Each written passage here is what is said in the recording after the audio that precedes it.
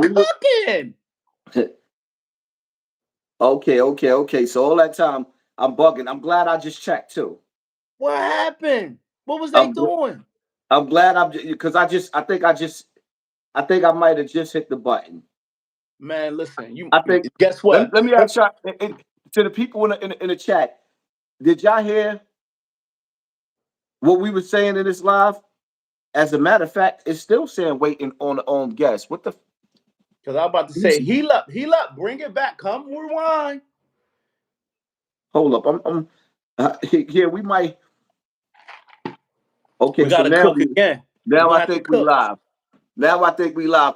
To everybody in the chat, did y'all hear the last 20 minutes of our conversation?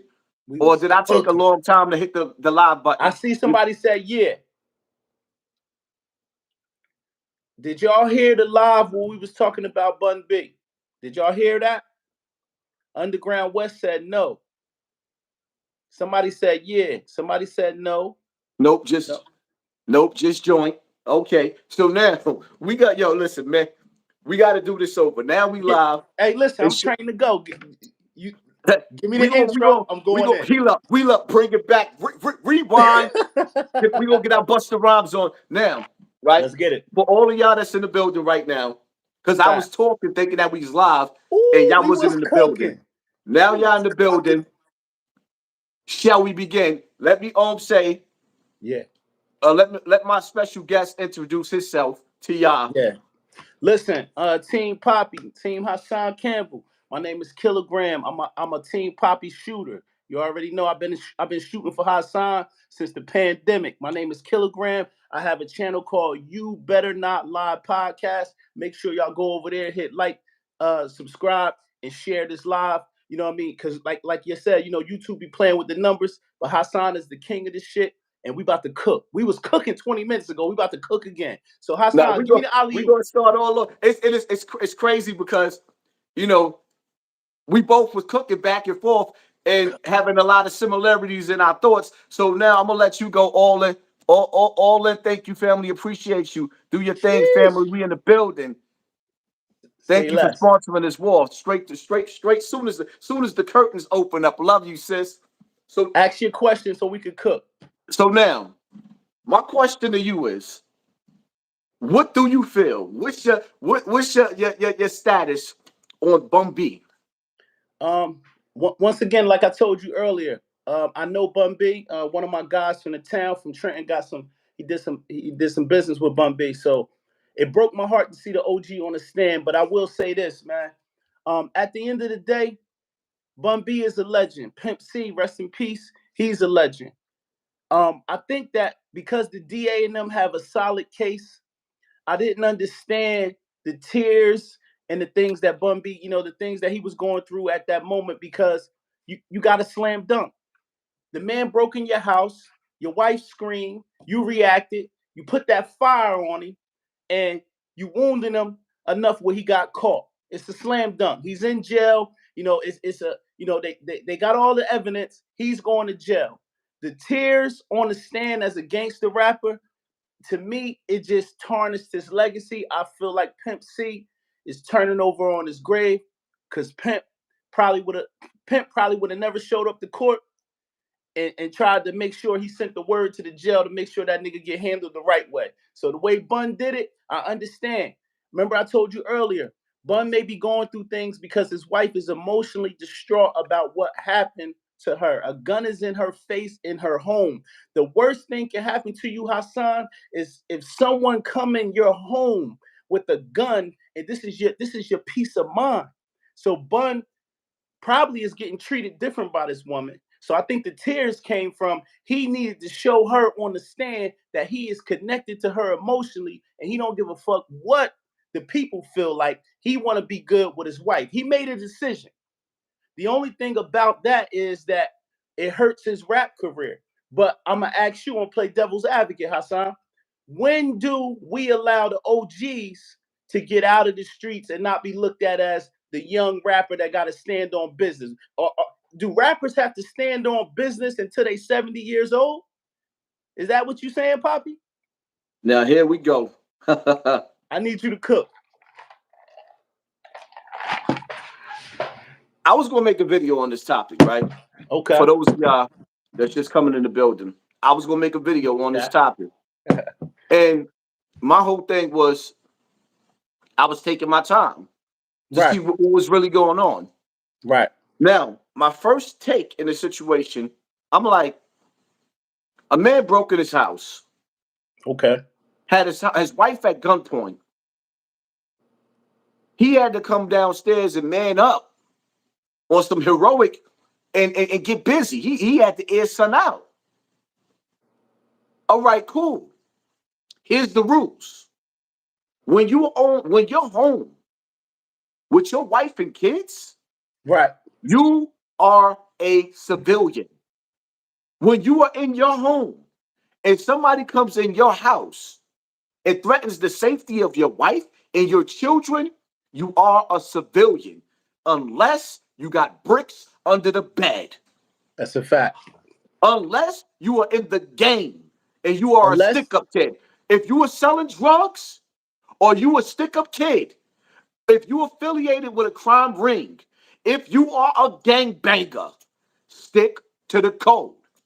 Even as a gangster rapper, once you take on the identity of a drug dealer through your music, a killer through your music, you are responsible for holding the code of the street.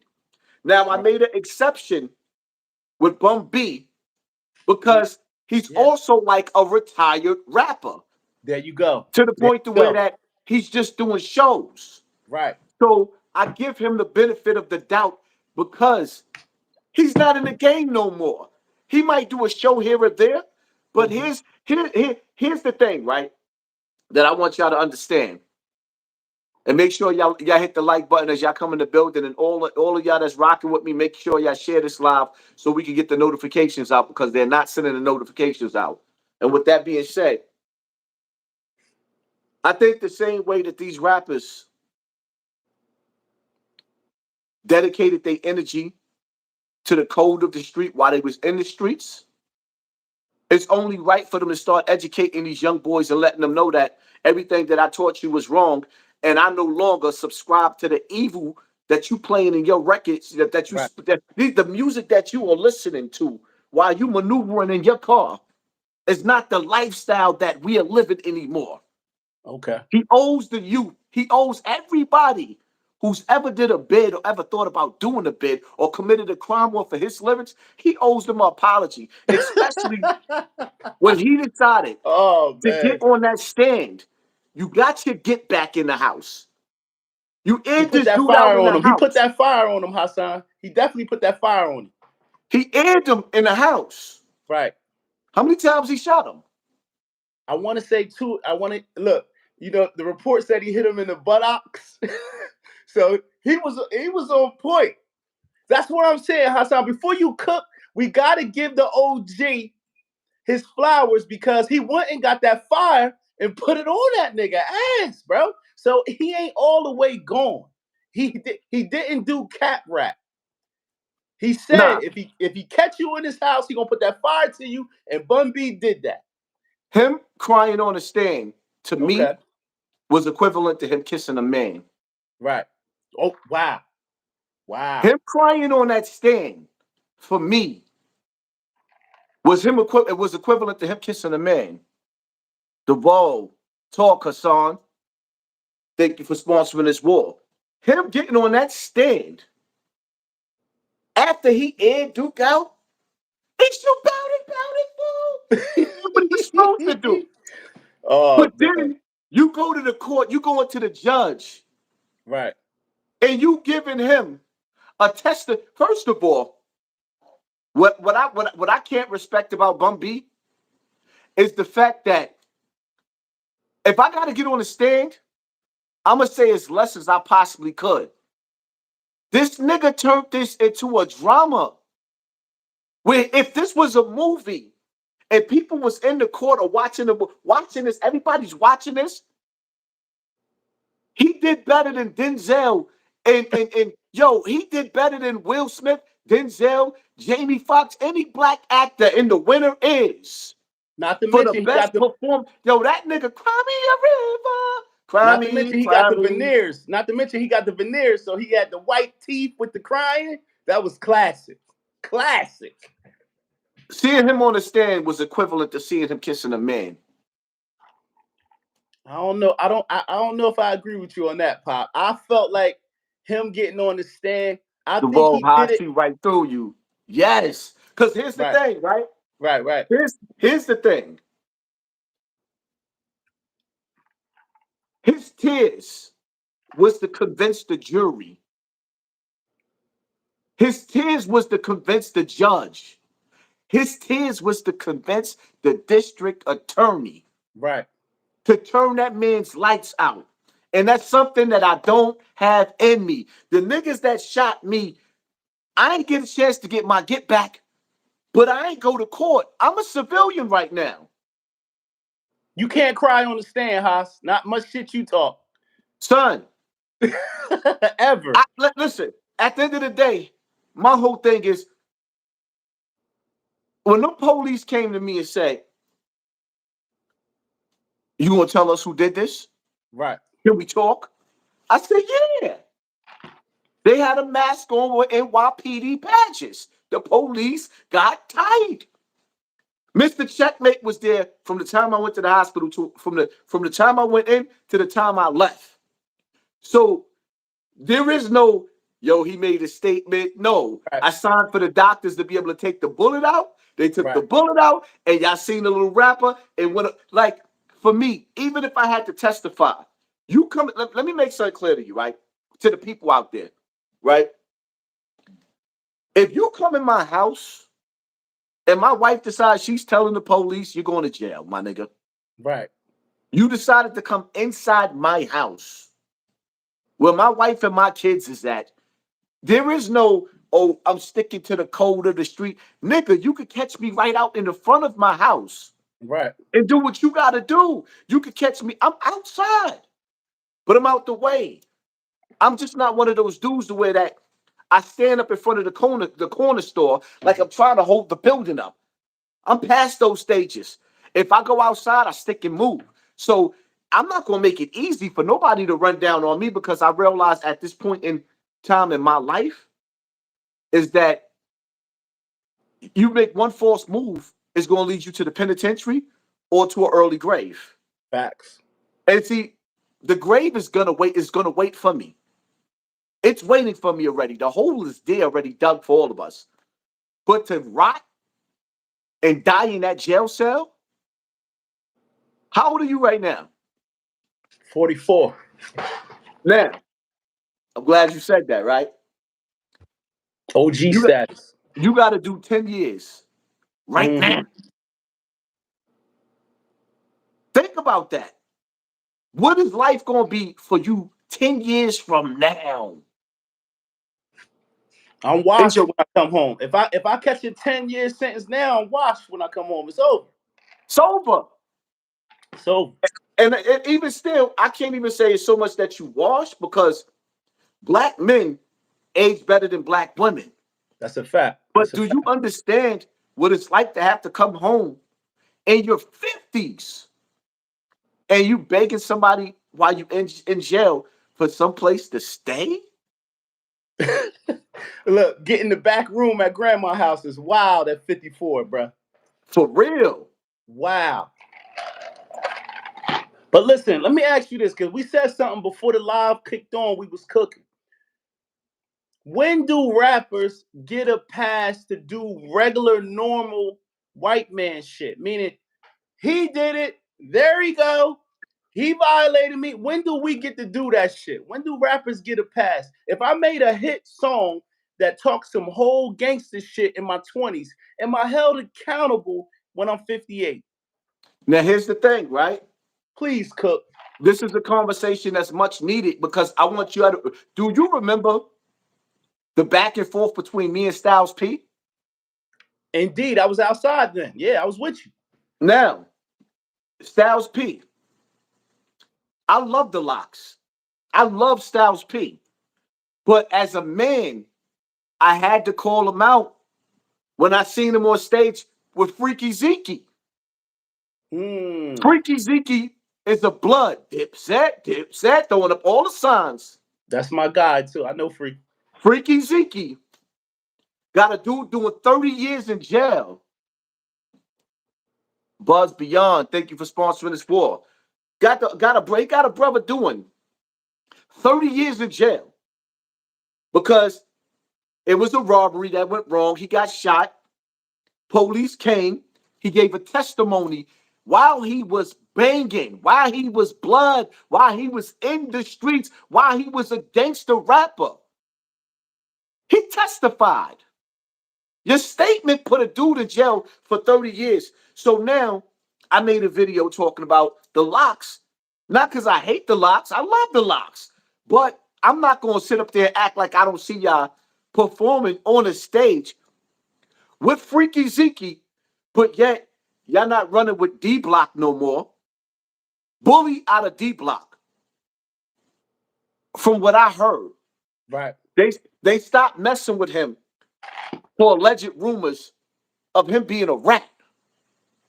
Bully out of D Block was my favorite out of all of them dudes that they added on. That was rapping on that D Block album. Bully was dope to me. Now I don't know what the issue was of what they were saying he snitched on. I don't understand the full story because I heard bits and pieces. Yeah. But it sounded like it was iffy. And I think Bully was dope. So you got rid of a D Block member and you got on stage and performed at a versus with a Dipset rat. For me, for me, and as far as Freaky Zeke go, if you ever watch this, I don't have nothing against you, brother, but I do have something against you testifying and giving a dude 30 years in jail when you was fully indulged in the streets. And see, my whole thing is now when you sit back, we could go down and we could like really, really, really, really, really maneuver through the ugliness of hip hop, the ugliness of the rap game. We could pull up. We pulling up now at Rockefeller, Rock Nation, Right. and we sitting back and we analyzing. What's that song? It was all good just a week ago. Funny what? 7 days have changed. Was a stand-up nigga. Now you sit down and aim. Right. Right. He Right. talking about a nigga snitching. This is Jay-Z. But the Right. president of Rock Nation, the Rock, But is his Desiree card Perez. is on trial too with Desiree. Say that again? You froze up. I said Jay-Z's card has been under investigation too through hanging with Desiree, which is No, there's no more. It ain't no investigation, my nigga. It's over. Everything that we was taught right. is a lie. Yeah. Every nigga. Yo, you know how many dudes? Part of the reason why I cry and I break down is because I feel lonely out here. The niggas that I got love for, it's like I tell people about, like, one of my dogs came home, Terrence. Terrence home right now. You know, my boy Trouble came home, even though I'm mad at Trouble right now. I ain't talking to him right now. Like, I'm really, really mad at Trouble behind, for some things, and he know why I'm mad at him. But I was happy as hell when Trouble came home. I got dogs that ain't gonna never see the day of light again if they don't get these appeals. And you mean to tell me all they had to do was take the easy way out? So you telling me? So now it's like, okay, the game that changed now. I could talk all this gangster shit that I want to. I might as well go tell on the nigga that shot me. I'm gonna say something that you might not agree with. I know you really don't jack son like that, but Troy Ave called it a few years ago. He said the streets is a myth. No, I he don't lied. know. I think Troy may be on to Listen, something. I think he may be on to something. the streets is not a myth. Okay. Here's the thing. The streets is a legendary story. What there is, he picked the wrong words. The streets is not a myth. My nigga Eric Bennett is doing 60 years in jail in a Connecticut facility. 60 years 50 or 60, one of the two. Got like 14 years in. That was Right. my co-defendant on my first homicide case that I put the paperwork on. My nigga is doing 50 years, 60 years in jail. Right. They threw the book at him. He know about some bodies that he could tell to get out of jail. If the rules, we can't decide whether we want to shuffle the rules. So the streets wasn't a myth. He stood, he played the game, but here's the thing. We playing Scrabble now. You ever play Scrabble? Indeed. So now, I always got the bag in my hand. While you're not looking, I'm stealing 7-letter words. So that if I'm stealing out of the bag, you can't beat me. The game is already rigged. I don't care how smart you are, because I keep stealing the S's and the E's and the alphabets to make all the words that I need to make. You're not going to beat me when the game is rigged. Right. And some people is coming in this game. They already got their get out of jail free card. They already know what they're going to do when shit hit the fan. Even with Troy Ave on his way to jail, when he turned himself in, he made a last video crying, talking about the niggas that didn't take the gun for him. It worked out for you. You only doing a year, my nigga. Right. But let me say something, because I see a comment in the chat. It says, Hassan, if you was faced with the same situation, because you always show the world how you adore your baby girls or your kids. You show us your lawn, you show us the motorcycles, the pond. If that happened to you, they said, are you getting on the stand? Nigga, I just got shot. Right. I just got shot. How you gonna ask me that? I'm telling you, that's what they saying in the chat. I just got shot. Right. I've been to jail multiple times. I keep telling you that for homicide cases, I've never did it. I think they think because you got your feet up and you out here living in, like, you living large, they thinking like, you know what Jay-Z said, niggas want to test you when your gun go warm. They think your gun went warm. Listen, my whole thing like this, right? I want people to understand something, because I'm Right, not going to cook. tell you a lie. You come in my neighborhood, right?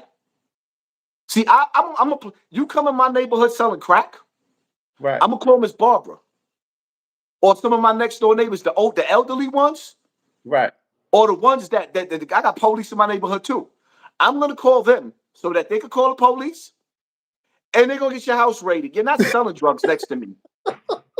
You are not selling drugs next to me in my community. I Right. spend and pay all this tax money to get away Right. from you niggas. Right. So when you come in my neighborhood and you moving and you think you're gonna open up shop, nigga, we gonna close you down. 911? Yeah, these Right. niggas selling crack. You're not doing that next door with my. Listen, I had to deal with that shit in Bronx River. So then I moved to Co-op City to get away from that shit. Right. Then from Co-op City, you know what I mean? Right. I elevated and kept elevating in life so that my kids don't have to go to sleep next door. Yo, you know the stress that I had on my brain on 1895 University? The next door neighbor, nigga named Rob. The nigga was selling crack by the boatload next door. The nigga house stayed getting raided. One of my biggest fears was the police kicking in the door and shooting my kids because niggas was living next door to each other. Right. Right. Niggas living right next door to each other. Right. So You now, can hear them fucking next door. That's how close y'all was. nigga, do you know, I used to be sitting up there looking out the peephole. Right. While they was kicking in their door, then the police would put some tape over the peephole so we can't see what's going on. Right. Lock down the whole building. You know what it feels like when you're not selling drugs, but you got to worry about the police making a mistake and kicking in your door. Yeah, that's Now, true. let's just say you got a gun in the house for protection. You ain't bothering nobody, but you got a gun or two because you one of them old school gangsters. You got some shit up in the closet, and the police make a mistake and raid your house. And now you got to go to court and spend thousands of dollars because they raided and kicked at the wrong door. Better yet, so they kicking in the door. You don't even know it's the police. You go up in the closet and you grab them ratchets and you hit them. You start busting, boop, boop, boop, boop, and you drop one of them cops. Yeah, it's over. They For ain't neither. trying to hear nothing you gotta say. Nothing. Because you shouldn't have had it in here. Officer Daniels will be alive if you ain't have that illegal beagle in the crib. And let's keep it funky. Now's the time. If you ain't never had a gun before, Hmm. living in New York City, Right. with all them border jumpers, there's riding bikes. You got gangbangers and border jumpers. They all riding scooters and robbing. The streets is starving. And the streets is undefeated and they gonna eat. So now any one of us might find ourselves in a situation where we have to figure out, okay, how are we gonna deal with the situation? Do I stand on code and take time for self-defense? But there is no self-defense in New York. So now me keeping it and sticking to the code might cost me 20 years in jail. Facts. That's why I tell y'all the streets ain't for everybody. That's why they Right. make sidewalks. Right. I'm happy to be the nigga in my garden. I'm So happy to be the nigga in are my you garden. saying on your live you officially a civilian now? You're not under the street rules? Absolutely. See, here's the thing, right? If I got beef with somebody, we got Right. beef. We can handle it in the streets. I'm cool with that. All day. You don't tell, I won't tell. I'm still with that. You come to my house with my wife and my kids, and you come inside my house, whatever happens to you because you in like what you did was you involved civilians. If I'm in my car, and mind you, I'll let you know right now, especially inside New York City, unless I'm coming back in state or I'm going out of state, like just riding around the inner city, you'll never catch me in the car with my kids. Right. Unless it's an emergency or it's some last minute shit because I realize the beef that I have. Right. If you shoot my car up and you shoot one of my kids and miss me and think you're gonna go in the hiding, no, I'm telling on you. Nah, you're not gonna hide because now you could have got me by myself. Everybody got my address. It's on the internet. Anybody could hit me up in my DM and say, "Yo, come outside." If it's on, it's on. I'm not knocking on your door. Right. We can meet outside. I'll catch you outside your house. The nigga that shot me, I know his family, where his family live at. I know where to find a woman. I know where to find a woman at in the family. I know how to play dirty. But see, it could go both ways. When you start doing shit like that, you got to make sure you move your family. That's a fact. And that's a game you don't want to play because innocent people get hurt for no reason. You know what I mean? The streets ain't for everybody. That's why they Right. made the sidewalks. Right. So I mean, are we giving Bun B a pass or you snatching his honor? Here's my thing, right? Right. Because the man somebody said he 58. You said 51. They keep pushing him further and further to senior citizen status. So I think the further he go to 60, he gotta get a pass. He done his I'm shit in the okay. street. Listen, I'm okay with Bum B Right. having to take the stand.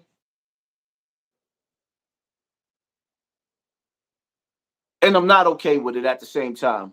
Yeah, yeah. The crying was a little bit too much. Because now you know what it is too? While I'm so like conflicted with the situation with him, is because I think that these rappers owe it to the community to Yeah. let them know, like, listen, I've become of age now, and I have to apologize for misleading you people through my legacy. Everything that I taught y'all was in a younger era, in a younger state. I've outgrew that mentality. I am a grown man right now. I don't see life through the same eyes that I used to Right. see it. Right. Bum B has to he has to Say make if he went on appearances. live and said that, would you then give him a pass? If he said, "Hey, the Bun B I was at 25 and 35, I'm no longer that Bun B. I was in the streets heavy. I'm a married man. I own a burger joint. I'm out the way. I am a civilian now. I don't abide by the street rules where I grew up in Port Arthur, Texas. I don't abide by that shit no more. I live in a mansion. I got a beautiful wife. We got businesses. I am not a street nigga. You come in my house, I'm calling the popo. Do you give him a pass at that point, Hassan? Yes and no. I give him a Damn. pass. Listen, what I can't give him a pass on that I'm never gonna forget Right, is the tears. right. I think that was disgusting because honestly speaking, I don't believe those tears. I think that he's the ultimate sucker for pouring on the waterwork because you want the judge to throw the book at a nigga that you clapped already. You already clapped him. So now you crying to the judge because you want to make sure this dude don't never come home and come back to your house again. Because if he did it before, he might want his get back. And So that's now another you thing. sticking a nail, you using the court system to stick a nail in his coffin. Are we not entertained? I don't know which one is worse. Which one you think is worse? Him crying or like we gonna do a poll. We gonna do a damn. I wish I could have set up a poll. Yeah, I knew how to put set it up in a the poll in chat. the comment section. Which one is worse? Bum B crying on the stage or T.I. doing a commercial for the police? What's your answer? You just left That's a Earth, yo. yo. That's You a just tough left one right Earth, there. yo. I'm gonna have to say this. It's gonna be Bun B for me. You know what I mean? T.I.'s Crime Stopper. T.I.'s Crime Stopper joint. I'm gonna tell you, the camera was Yo. focused on T.I., but it was two federal agents on the side like this. You do this, we're gonna cut that time. Go ahead and do it. So T.I. was under pressure. He a street nigga. He had them two federal agents that you didn't see in the camera, and they was on it. They was in his ear like this. Go ahead and knock it out for us, Bucko. You know what I mean? So I'm going with Bun B on that. Crying on the stand is nasty work. I love the OG, but come on, Bun. Like I listen to Pocket Full of Stones, and we know in the hood, we know in Jersey, New York, that's crack, nigga. You got a pocket full of stones, they won't leave my ass alone. Like you can't have a pocket full of stones and get on the stand and cry. I love you, but at the same time, you already understand Pimp C. You know he was a street nigga. Everybody know Pimp C was one of the realest niggas. Pimp C would have told Bun if he was alive, God rest his soul. Salute to Texas. But Pimp C would have never let Bun B go to court on that case. And I say that respectfully. You know what I mean? Shout out to all my folks in Texas. I'm cool with Little Flip, you know, Houston, Dallas, you know, Fort Worth. Salute to everybody. But Listen, man, Bum B, if you watch this, man, I love Bum B. But the crying part, and me, listen, man, I, I couldn't listen. I couldn't go to it was so hard for me to actually go see a lawyer behind Africa Bambaataa. People begged me. And the only reason why I said, you know what, I'm gonna do it, because I wanted his name just to be in the book. I didn't even want his money. I right, just wanted his name to be in the book where that he couldn't go around kids. Because right. outside of that, it's something in me that won't let me take that stand.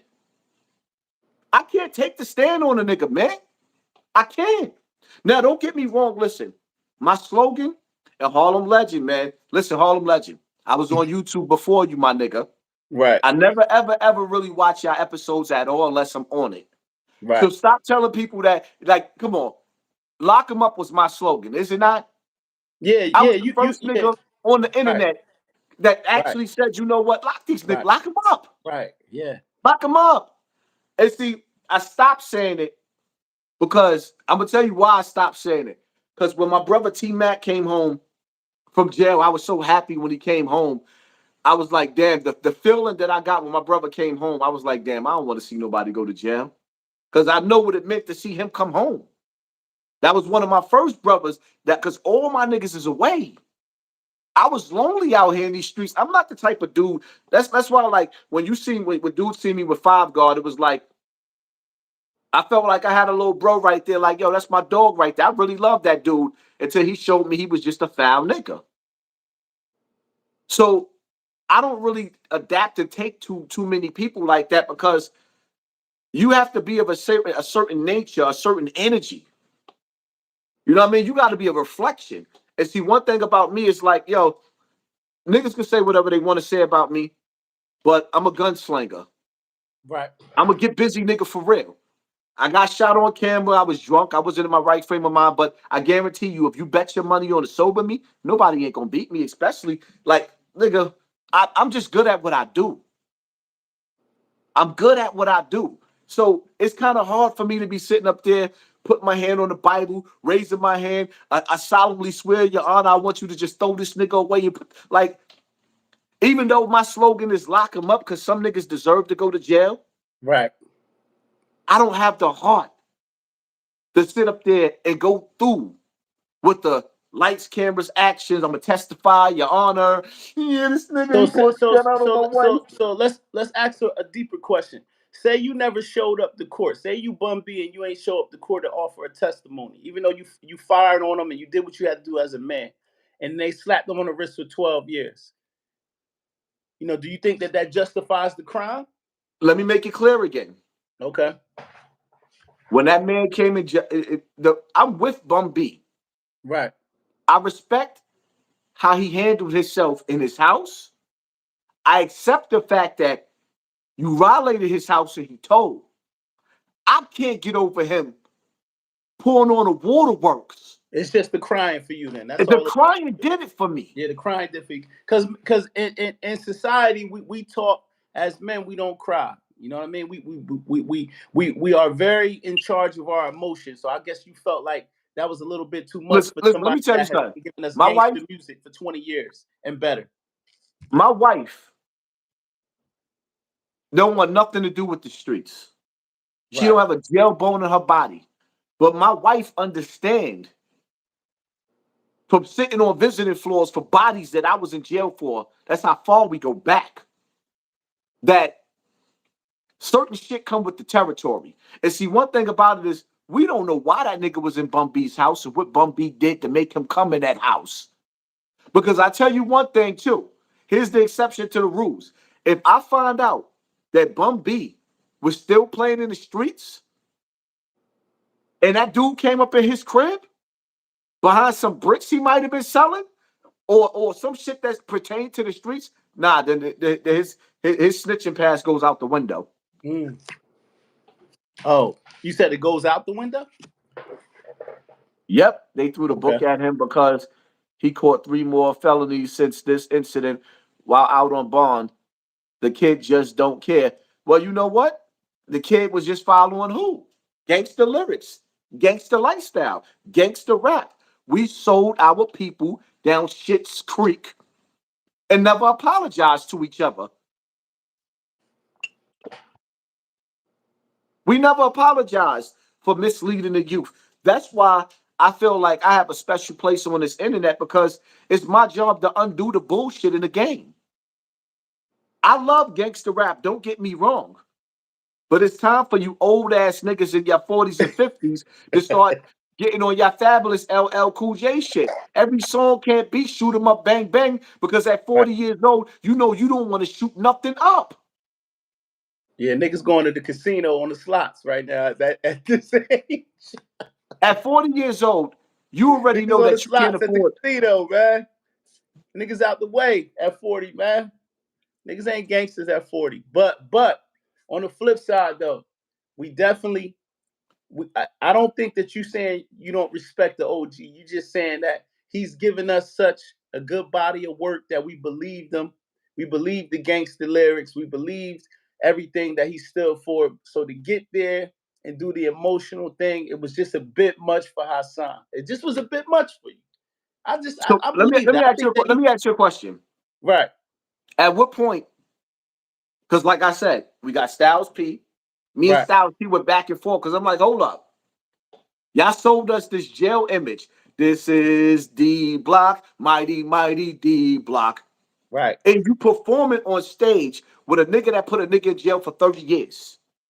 But that was to shoot Styles some bell because I know Styles too. He can't control. They get in a bag, Hassan. That was a bag that they was getting. He don't got nothing to do with Dipset. He Now, there with the locks. see, my thing is So it's you like wanted it him to showed up tell just to Versus set the record Freaky straight. can't come?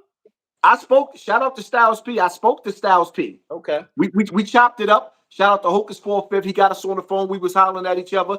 Right. Styles P reached out, and you know, Styles P. He made a video, and in the video he was saying that this is bullshit. So okay, cool. When do y'all start explaining the rules? Because in your raps, you don't go nowhere near rap. But in real life, you're full of shit. Right. Listen, there's some dangerous rats out here though. There's some rats that'll kill you. You know that, right? Nigga. You know that, right? The whole half the penitentiary. So you can't you gotta you it's a nigga, it's some dangerous men out here that have cooperated, and if you call them on their bullshit, they will kill you. So at the same time, a lot of people throw that word around lightly, but they got, and what we say in New Jersey, niggas have picks. There's rats with money. You feel me? Niggas want to be around a rat. He might have to work in the streets. There's rats that are the plug. Niggas choose. I'ma feed my family and fuck with this rat. But guess what? He the plug. He's dangerous. I can't violate this man. I get money with this nigga, and they got picks. I feel like niggas only call niggas rats that they feel that's weak, but they don't call the strong arm, I'll kill you if you call me out rat. Take this shit that happened with Nipsey Hussle. Respectfully. Nipsey checked this man in his neighborhood, called him out of his name, which he called him an informant. And that man went to his car, got his weapon, and drew down on him. There's dangerous rats out here. You know what? The sad part about it is with Nipsey, is more to that story with him, and it's just sad. It's more to that story. But you You know, live in New York. You seen a dangerous rat in your life. You seen niggas that you can't walk up to that nigga and call him a rat because he's dangerous. Have you they seen got. that throughout your Listen, life? let me tell you something. They got one from Bronx River, and you know what? The nigga's so thorough. You know what I mean? Puerto Rican cat. I ain't gonna even say his name. Please don't, because I want to live. I got shit Not, to do. you know what? On some real shit. On some real shit. The old me, the old me would have screamed all on the nigga, but at the same time, this specific nigga that I'm Right. talking about, that's the Puerto Rican nigga from Bronx River, that's a rat. He's known for coming up in niggas' houses and putting niggas' kids in microwaves. He ain't a Right. regular nigga. He's a different kind of. He got a He different ain't a kind. regular nigga. As a matter of fact, I heard the nigga told niggas, that he ratted. Yeah, ratted. And when I come home, I dare you to say something. Dangerous nigga. Nigga I ain't think we no should name joke. this live "Dangerous Rats" because a lot of niggas got to be aware of them type of niggas. You got to be aware of them niggas will put you on the ground. See, my whole Everybody ain't. listen. Go ahead. Once you get to my level in life, I realize that there is no rules. Like I learned in the game, you know, me and one of my dogs, right? Shout out to Paul Smalls. I'm gonna name names, like he said in the text message, name names. So I'm gonna name names, right? Me and Son got into a nasty argument the last time we went out to eat because, you know, when I first came home from jail, I was on the straight path trying to dean and stay out of the streets. Now, when I came home, Paul Smalls was like, yo, I'm gonna give you, which was disrespectful. The nigga was like, yo, I'm gonna give you $100 a week to run off the competition. I'm like, damn, he ain't making no money. He goes to jail. I takes over Bronx River, me and Terrence. As a matter of fact, Terrence was already doing his thing. I started dealing with Sunan D Boy, right? Yeah, I'm saying names. Paul Smalls says the same name, so I'm gonna say names now, right? Shout out to Smalls. So now Haas coming out of my bag. I went from making no money trying to find a job to making $7,000 a day from 7 o'clock in the morning to 3 o'clock in the afternoon. I put niggas on a curfew in Bronx River. Me and Terrence put niggas on a Wow. curfew. Wow. Now, some things transpired in Bronx River with me going to war with certain niggas out there, right? That's a lot of money to make a day. So now check it, right? Me and him arguing at the table at the restaurant because Smalls is like, yo, you deaded me on my money. I said, how? He said, you did such and such to such and such got clapped, and you was behind that. I'm like, yo, dogs. I ain't never shot nobody. Let me just state that. But yo, dogs. Such and such was working for Art. Art was your partner. Art snitched on everybody in the projects. Are we really arguing about me running your partner out of the projects and fucking your money up, and your partner is a rat? Is that what we really talking about? Crickets. You see what I'm saying? So I learned in the game. Now it's crazy because when Art came home, I'm driving down Morrison, car following me, honking the horn. I didn't know who it was. I jumps out the car. I'm ready. Right. I look. It's Art. You know what Art said to me? I lie to unite. If I could take the stand like Bun B, the nigga said to me, he said, yeah, I snitched. But I ain't tell on you. And he said, you know what? He said, the feds come to get you for old and new. And he said, if I got to do it again, I'm going to do it again. He said, the feds come and get you for old and new. I Right. didn't tell on you. And you know what I said? You made a choice? Gave that nigga a hug and skirted. But listen, there's some niggas that'll say this though. But hold up. My thing right here, right? Because I was about to Hold on cook. one second, I one was going to second. cook. Because my nigga Smalls, right? Right. I love Smalls to death. Right. But he's mad at me, but he ain't mad at his man for being a rat. Right. You see what I'm saying? Your man, so my whole thing is, and it's like I told him at the table, he was like, yo, you deaded me on my spot. I said, yo, I had to make it clear to him, yo, Smalls, I never sold a crack a day in my life.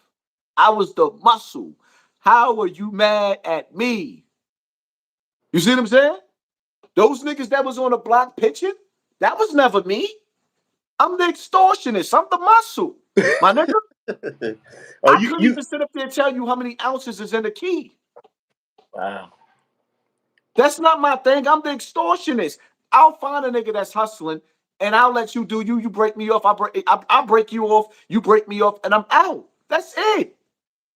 You see what I'm saying? So for me, even when I was in the streets indulging, my heart was never with that shit.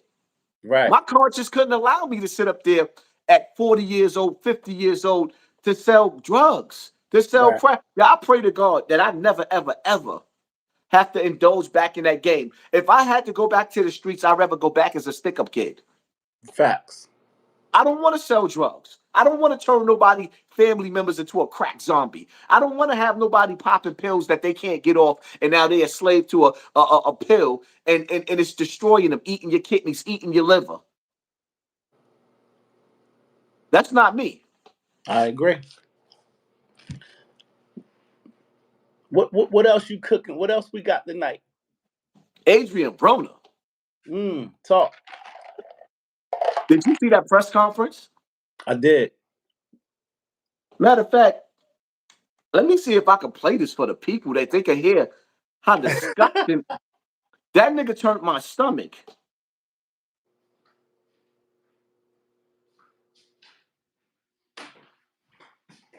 Adrien Broner press conference at the fight. Adrien Broner. What you think before? While you cooking that up, man? I heard the Mike Tyson fight got postponed, bro. I don't even want to see that Mike Tyson fight because they basically put rules. They put rules there where Mike Tyson he can't get paid if he knock him out in the first round. The fight has to go the distance. And it's like I heard somebody say, I forget who it was, and it was like, and this is a professional fight. They was like, you can't put no almost 60-year-old man against any 20 something year old man and expect him to win. Even Right. though Mike Tyson is Mike Tyson, he's going on 60. It's a fact. It's a dangerous fight for Mike. Yeah, It that's a is. dangerous fight for him, especially when you got a nigga like Jake Paul that's been knocking people out. And that And boy's he's at his strong as a prime. bull, too. That white boy's Yeah. strong as a bull. And now the rules in the contract, Mike Tyson can't get paid if he knock him out. Right. I think you know what they trying to do? They trying to create legacy. The longer the fight go, the more sponsors. And then not only that, if they can understand, you know how Jay-Z used to had a song called The Evils? You know what the D Evils is, right? What's that? The word is devil. But Jay broke it down to D Evil. The D Evils, meaning the whites, they want that thing to go the distance so they can have it in the history books that a guy like Jake Paul went the distance with Mike Tyson when they know he can't do that. But the reason why they put it in the contract like that, because the D Evils, they want him to go down in history against the black man that was getting rid of people in the first round. It's all calculated. Well, you got to understand, what Tyson, it wasn't them, it was Jake Paul that came with those rules. Yeah, but he's being funded. He's Being definitely funded by being, the powers that be. and then you got to keep in mind, this ain't the first time Tyson got beat up by a white boy. Who beat him up before? Man, he was fighting one of the white boys, and the white boy beat him up. And Tyson, when he come out, he wouldn't even come out the corner. You don't remember that fight? No, I don't remember that fight. I Tyson quit. don't. Tyson, he said that, Tyson said he broke my back. But is this after Mike got out of jail or in his prime, Mike? Nah, after he got out of jail. Yeah, so I'm not counting nothing that happened after he got out of jail. I'm not counting that. Prior to him going to jail, Mike was a machine. He did all the negotiating. Right now, Jake Paul is a force to be reckoned with. Like there's a door for Jake Paul. He's controlling that door. He's part of the door. You understand that, right? Right. So what's happening is they're trying to take Mike's legacy right out the window like Bun B just did to his. That's what they're trying to do. They're Listen, let trying me to tell take you his something. legacy out. With Mike Tyson, may Allah forgive me if I'm wrong, but I'm paranoid. And I don't care what nobody say. I'm still trying to figure out how Mike Tyson's daughter died on a treadmill That broke with my the heart right there. with the cord around her neck. That sounds like to me, may Allah forgive me if I'm wrong, a blood sacrifice. Like I think you're wrong on that. I think that's a I kid. hope. Listen, Yeah, I think you're wrong on that. I think that's a kid that experimented when somebody wasn't home or somebody was in another room. Because remember, Mike got 18-room mansions. I think that she went into one of the rooms, hit the play button or the start button, and that motherfucker hit on 6. And then, I think it was an accident. I don't think that it was a sacrifice. But I understand your I logic. feel you, but like Yeah, I've actually tested the treadmill. When I still had my right, treadmill during that time, right. and she literally had to wrap that cord around her neck, then press Mm, play. And that ain't sitting right with me. yeah, You know what I mean? I know how Hollywood works. right. And I know that everything comes with a price when you're trying to get back in because boxing was over for him and Mike Tyson was extremely broke. So now you start getting interviews when you're starting to get paid, you get back into that field. I don't know. You see, I love Mike Tyson, but at the same time, I don't trust nothing about the industry. I know that there's no exceptions to the rules. Once you get paid a certain amount of money in that industry, you already went through that door. I know that at this point in time, from talking to celebrities behind the scenes, and I'll never tell who it is, that when they say boxing, sports is rigged, every sport is rigged. That's We true. will never truly know what a true champion is or a true basketball player really is, because even down to the NBA, the games are scripted. That's true. They already know who's going to win every game. There was a documentary on Netflix with the referees. They was betting with the mob. The mob was controlling the NBA games through the refs. It's on I mean, Netflix right now. well, you know, You Fat called Joe it. said Fat Joe said it best, that there is a gay mafia, and that's the strongest mafia in the world. Wow. Yeah. So you still trying to pull up the Adrien Broner joint, right? The bowl, big fat brother, Adrien, Lord. I want to know how you pull off that no jumper, man. The streets was thinking. I'm really coming to die in that ring. Don't play no games, cause my got guns with them, bro. And I'm dead serious, bro. And all I gotta do is point, and they gonna blow. And me and my already beat bodies, and they still looking for me. And every charge been acquitted, my. So don't come up here playing. Don't make no false moves. I'm not joking. You ain't even about none of that. You ain't about none of that. You's a boy. You ain't about none of that. And I'm dead serious, and I'm gonna show you. I'm willing to die, man. I don't think this really ready to go that far. I don't care what I gotta do or what I go through. I'm willing to put my life on the line for this. Whatever I gotta do to get this victory, I will be victorious. Dead serious. I know I play a lot, but I'm really. And that's just the short version. You going into a boxing fight. He tried to intimidate the boxer. I got bodies, my nigga. I got bodies. You better watch what you say, my nigga. You watch who's you. You know what I mean? Because you could get shot and then go in the ring and get his tooth punched out. That Yo, guy's going through something mentally, man. He's yo, been nah. spiraling the last couple of That years. dude, that dude is a bird. And I can't respect this nigga because he done seen more money than we could even imagine. He done got some good money boxing. Yeah. He knows what it's like to be rich. He rubbed elbows with the elite. And that's how you talking? It's disgusting. And see, he's one of them niggas that I say, you know what, lock him up. He don't even have to commit a crime. Just lock that stupid nigga up, because Right. based off of him running his mouth, with all them young boys watching him in the streets, you pushing the energy. This nigga came off, he reminded me of a male version, a dusty male version of Sexy Red. The Val Hollywood. Don't acknowledge my comments, just keep speaking. BMF got your back. They showing love, Haas. That's what's up. They showing love. What you think was wrong with Boy though? What's wrong with him is that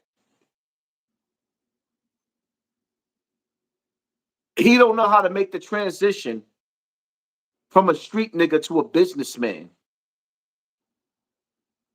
And I wouldn't blame any corporation for not putting another dollar behind him, as dumb as he sound. The fact that you sitting up there and you trying to play street tactics to intimidate that boxer, he must have knew that that boxer was gonna beat his ass.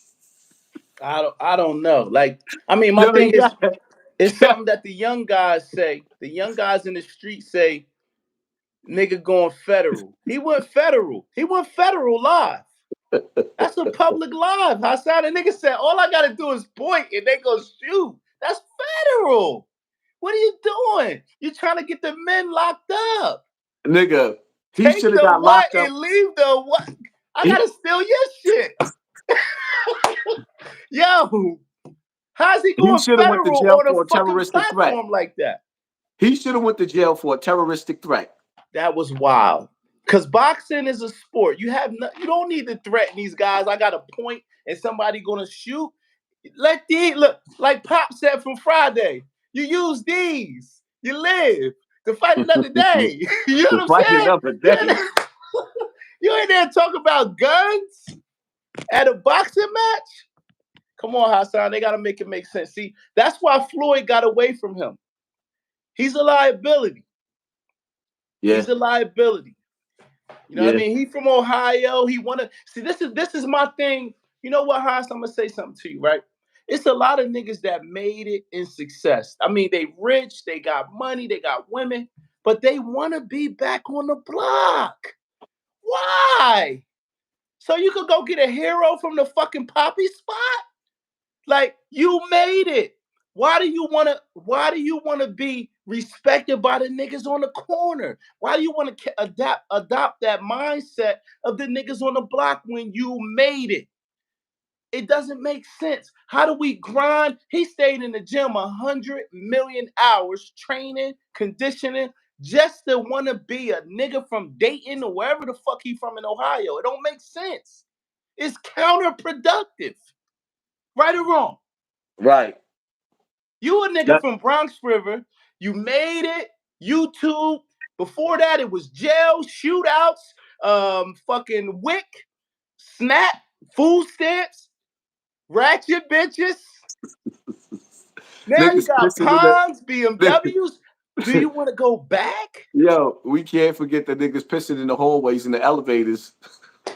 Or I'm gonna tell you, when the elevator door don't go all the way up and the brick wall come up.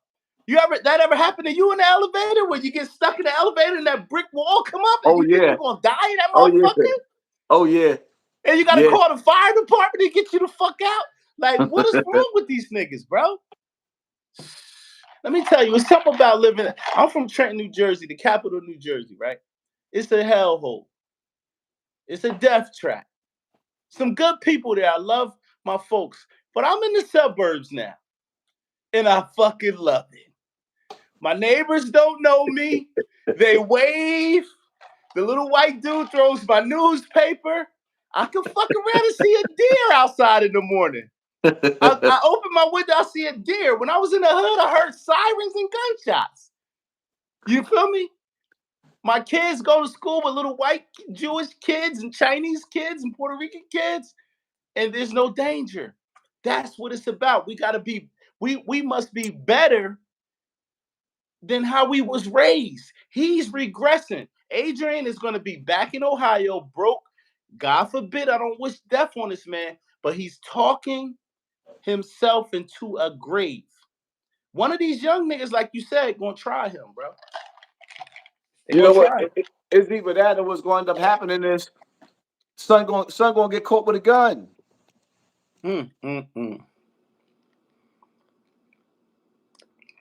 I like Hassan. He's smart. Thanks, brother. Speaking fact, the Bo Hollywood, like, damn, son is just throwing hundreds in here. Like, yo, whoa, thank you for you sponsoring cooking this war.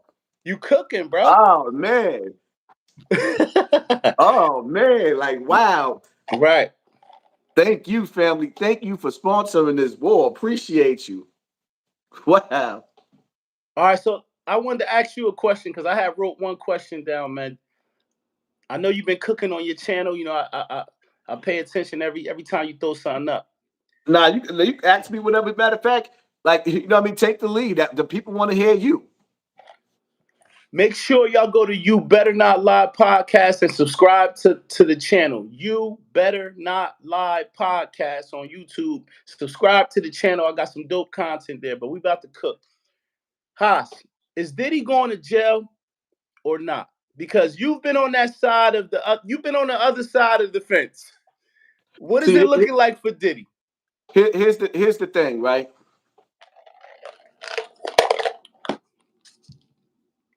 It looks like he's riding a parallel line similar to R. Kelly. After that documentary drop, because it's like if you pay attention to the elite, right? The powers to be, they got a blueprint on how they're going to destroy you. and they taking the same steps with Right. Diddy that they took with R. Kelly. And see, another thing too, right? Where people sit up there saying they ain't got nothing on them. The feds got something on everybody. They got something on everybody. You got to understand something. It's between Diddy and the powers that be on whether they going to pull the brakes back on Diddy and he can be forgiven for what he did, or they say finish him. We're going to make an example out of him because he Right. tried to bite the hand that feed him. He knows he's a puppet. He knows that he works for the FBI.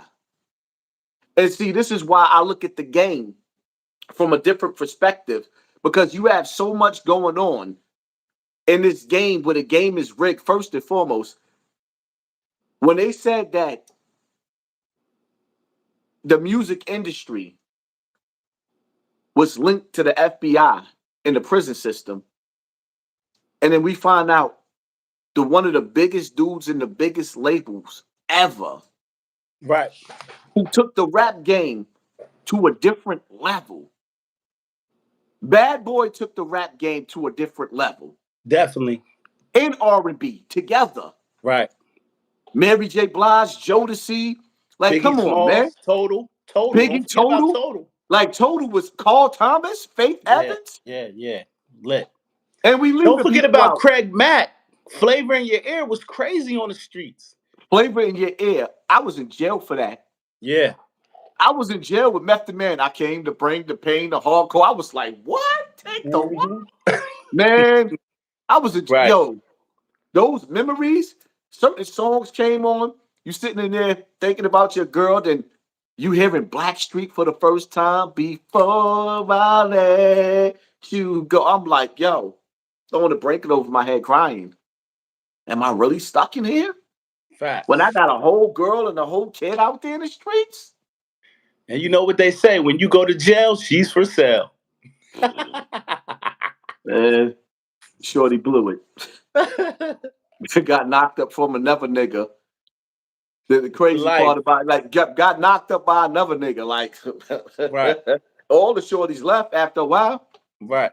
Some of them tried to hold on, but then they start losing faith. Like this nigga got 3 years in now. He ain't coming home. So even with Diddy's money, there's allegations coming out every day.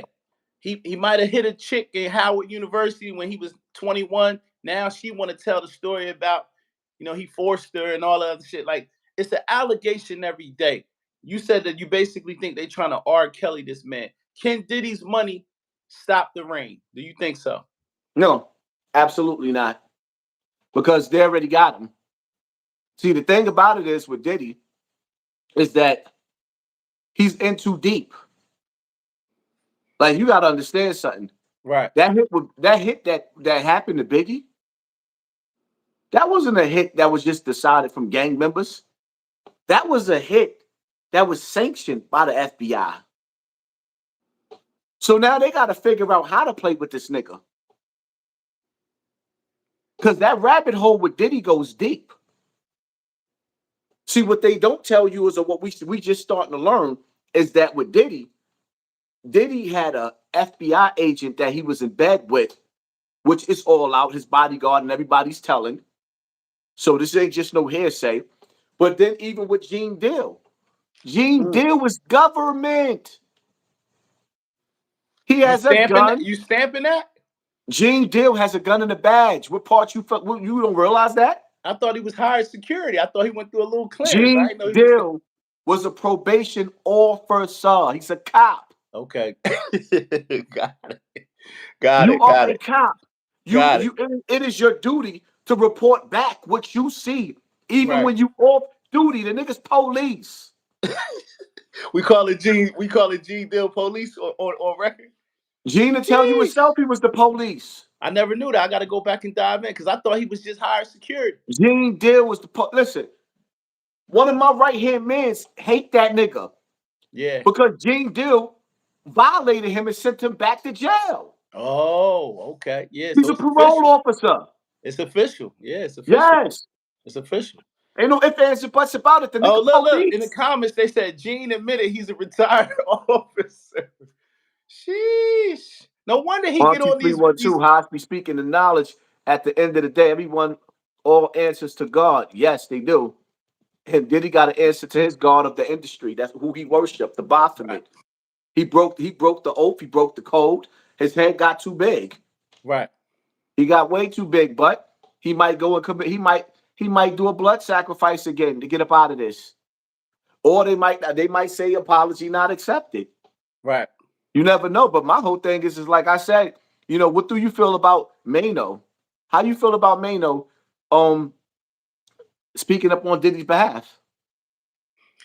I mean, it's hard. It's hard for me to mention Mano. Mano's my guy. I know him and Mouse. I don't want to be politically correct, but Mano is my guy. When I was at Atlantic, me and Mano did some music together. You know what I mean? So at the end of the day, I think Mano is probably speaking on Diddy's behalf simply for the fact that the relationship that he had with Kim.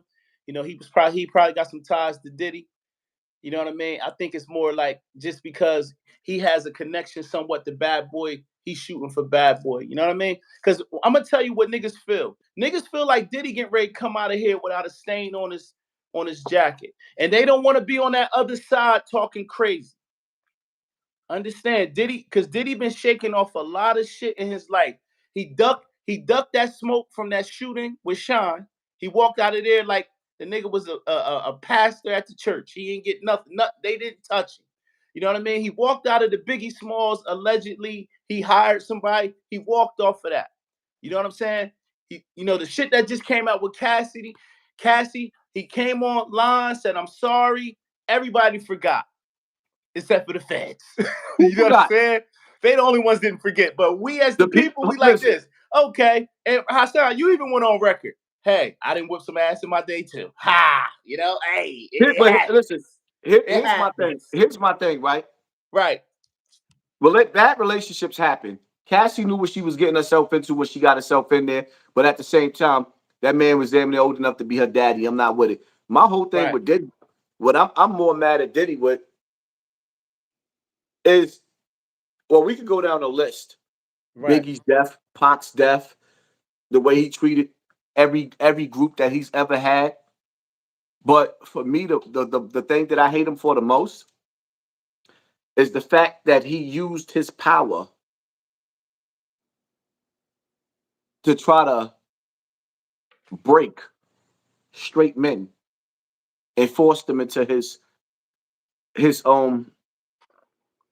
industry ways. I'll say because I gotta watch because they waiting to flag me. Yeah, I see you. Yeah, We yeah, see yeah, yeah, you. yeah. They They out there, waiting. the door. Yeah, they waiting. They waiting to flag a nigga like nah. So my whole thing is that you trying to push up, you a booty bandit, man. You trying to put your pickle on niggas, and I ain't with it. Like Right. dudes is chasing their career, and you hitting them with date rate drinks and shit like that. I'm not with that. Do you think these cats get so much money they just get tired of the pussy? They just like, you know what? I want to try something different. I done fucked everything under the sun. No, I want to in try a that little hair. industry, listen. Paul, It, listen, respectfully, I don't want YouTube to flag us, but they want to try a little hairy now booty. you gotta Like you what gotta the switch the fuck word. You is gotta going definitely switch. on? You gotta definitely switch the words up and talk in code because these niggas is gonna flag. Damn. Speak. That's all we got to do. Speak. We from the streets. Listen, we got to act like that. We got to act like the colonizers watching because they I watching. got you. All right. So But the crazy do part these about it is, guys do it's not these even a guys get machine. money and want to go to the other side of the fence because they're bored because they've been having intercourse with every woman of every shade and every ethnicity. So now they want to try, to go to the same sex. How's that, Hassan? What it boils down to is that when you go through that door Right. and No, I'm you not talking receive about myself. I love women. I got to clear that up. These guys are no, like, he talking about, no, yo, cut it out. no, I no. love women. In the industry, Right. there's a door. That's already clear. Right. The door is there. Once you go through that door, them dudes get turned out. Right. They start to realize that they got a G spot in their booty, and they like for their G spot to be tickled. Yeah, yeah, my boy cooking. My boy cooking tonight. Listen, man. Dudes got G spots and they want their elbow tickled. Tickle me elbow. You know what I No mean? Diddy. No Diddy. I No. gotta put no Diddy on that. You heard? Early. Shout out to my man Quilly from Philly, you heard? Yo, Quilly is a fool. Quilly Quilly got is that stamp signed and Quilly is delivered. a Every time we say fool. that, he cha-ching. Shout out to Quilly. Dick up. Pause. Now you know what though? Quilly got to get the no Diddy shirts with Diddy first with Diddy face on it. He Word. got Quilly. You got to get the shirts with Diddy face on it and Fab Right. sitting across from him. It Right. got to have Fab there and Jadakiss. You got to have that. You got to have that Jadakiss. You got to have Oh that man. drink champ photo with all of them sitting there because that was. And this is why I don't respect the streets. This is why I don't respect the industry. I love Fab, Right. but I lost respect for him and Jadakiss when they let Puff get away Right. with pushing up on Fab like that. Yo, shout out to my man Just Say No the Skull from Dallas, Texas in the building. I was in the streets in Dallas moving around with Just Say No the Skull. Salute, bro. I see you in the building. You heard? Texas in the building, Hassan. You that guy, bro. We international. I Shout goes out to dolo Texas. from state to state. You know what I mean?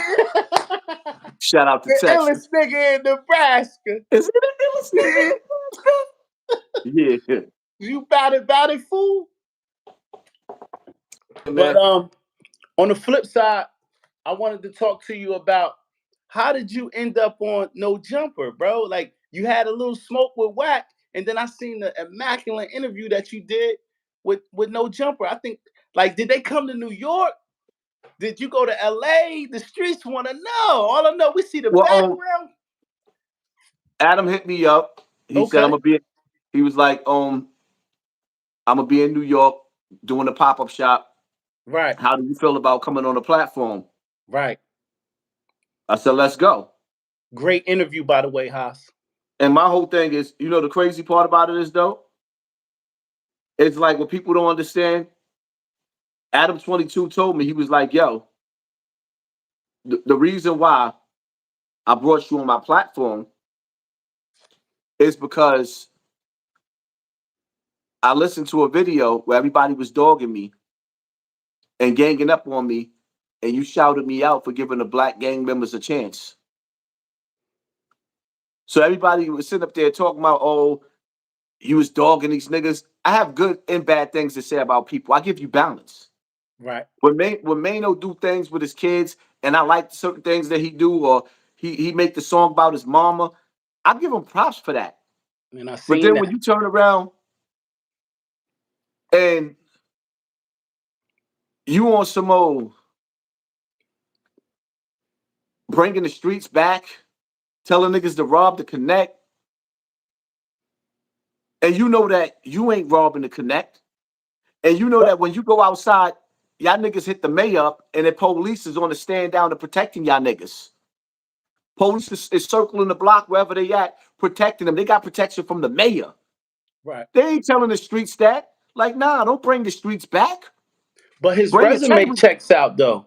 I think if your resume checks out, Mano is coming from. I'm not shooting him no bell, but I'm just keeping it real. We know Mano for kidnapping, doing 10 years in prison, getting cutting a nigga, smacking rappers when he came home. His resume says, I'm a dangerous man.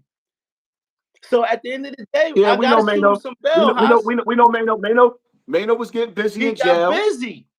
And After he at the told end on of his the day, co-defendant for the kid, after he told on his co-defendant, Pretty Black, for the kidnapping, he snitched. I never knew that. Yeah, we're not gonna leave that out. I Mary, never knew thank you for that. I sponsoring just this war family. Appreciate you. But yo, check this out. Being that we speaking about No Jumper. right. We got to get young Rich Mula on here because he has become an Let me see anti-Ray J warrior. Viral. In the words of Fabio Foreign. Well, on Spanish Rush podcast, yeah, probably. That doesn't Watch surprise me. this. I don't know. I think they're two total different vibes. Jason's a little more, he's a little more to the point. Jason Lee knows about all the drama and bullshit that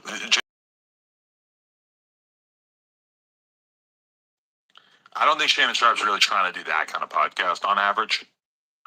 It's a little bit less. No, he messy. took a few shots. He did? He wanted to know about Floyd and Okay, yeah. you know how that just. Hold on, let me make sure I got the right mark.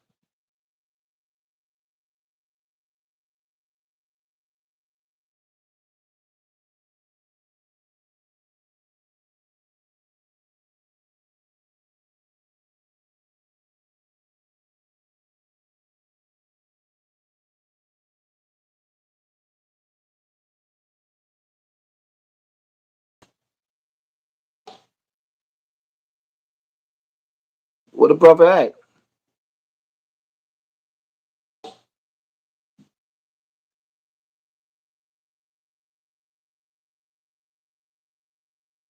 Well, hopefully he come back in. I don't know what happened, but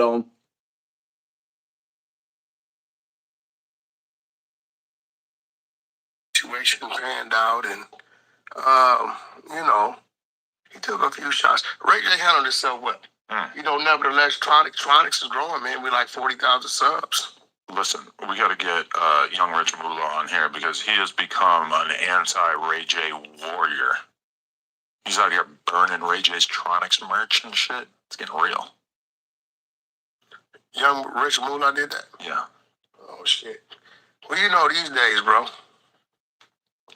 they smile in your face all the time when they take your place. The backstabbers. Why you gotta make faces like that, man? That's how I do when I sing Motown. So, Motown? Who even sings that song? where he get that from? They smile in your face all the while. They want to take your, like, come on, man. Where he get that from?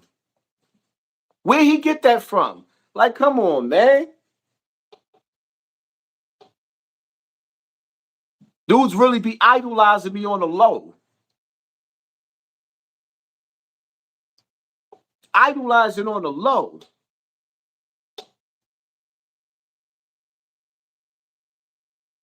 Word for word.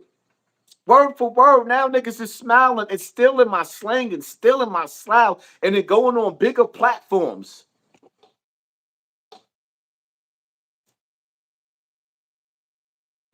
Hey, Haas, my bad. 50 minutes we've been on this live. Did you catch that? I didn't catch it. You gotta heal up, bring it back, come rewind. Powerful impact. Boom from the cannon. You gotta bring it back, bro.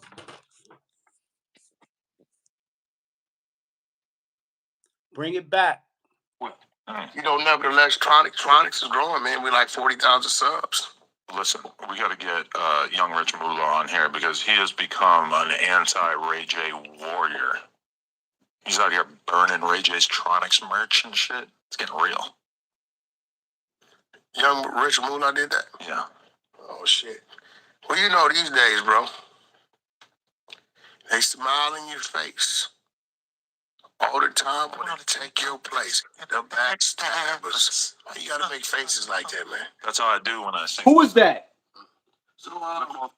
They Who is smile that? in your face all the while. They want to take Where your did they get that place. from? Who did they do? Whose style is he stealing? Oh yeah, you listen. I'm gonna go on record to say you the first dude that be singing little anthems and you know what I'm saying. No, that And exact cook like that. that exact saying that he's saying is Right. my shit. Like, come on, man. It ain't no secret. He loves you. Wack loves you. You know that. You know Like, come Wack on, loves man. you. Are we serious? You know Wack loves you. You know. Listen, Hassan, they watching, baby. You already know that. Salute to the OG on the West Coast, but he watching. You know what I mean? He watching. Let me find out you was ready to go to bed. Nah, listen. I ain't charged my phone. We did 50 minutes. That phone said, fuck you and Hassan. Look, I had that charge. I said, oh, we was cooking. Boy, I had to put that I got charge. it from listen. I know I got it from the OJs, but the reality of it is, niggas, like, the way I put my shows together is what got me as big as I am. People love my swag. They love my style. Right. Give me credit when my credit is due, that's all I ask for. Like, come on, don't act like you hate me, but you really watch me and you know my lingo. It's hard. Yeah. Because And the like reality of it is, I tell you, I want the way to I commend do you. it, when I do my show, they smile in your face. Both of them niggas look corny the way they did it. Yeah, it was tight. He was tight. He ain't had no rhythm with it. Cause you be look like you did. You know what I mean? That's that thing. You know Oh, what I man. mean? You be Method Man in it. Like you know what I'm saying? Like they was all tight. Needed some oil, like the Tin Man from Wizard of Oz. You heard? Oh, man. But listen, I wanted to commend you because I told you I got to come up there and go on Fordham with you, man. The drip or no jumper was on the moon, son. On the moon. I said, "Ooh, check my boy out. My boy on there drippy." Was that a Pele? What you had on? Oh, yeah. My Pele, yeah. Let me tell you something, Was man. that a Pele on no jumper though? I done gave away. Recently, Sheesh. I gave away to some of my comrades like about 6 different Pelés. Right. They still got a closet full of them. Yeah. That's my Right. let me tell you, when everybody listen, y'all gotta keep it funky. When people stopped rocking the Pelés and Avorexes, I was still rocking them because I Right. love leather coats. Right. So when niggas Right. started watching me on YouTube, they brought this shit back They based had off to. of my platform. Right. Jim Jones, none of them Harlem niggas. Um, uh, uh, uh, uh, what's the other brother name? That's none of them niggas was wearing Pelés or Avorexes. I was the only one. Yo, it even got to the point a few years back. I was watching niggas give away their Pelés. Like, anybody want this shit? Like it was garbage. Crazy. Like it was garbage. But Haas get up on YouTube and start rocking all the leather jackets. And now the Pelés and the Averex come back.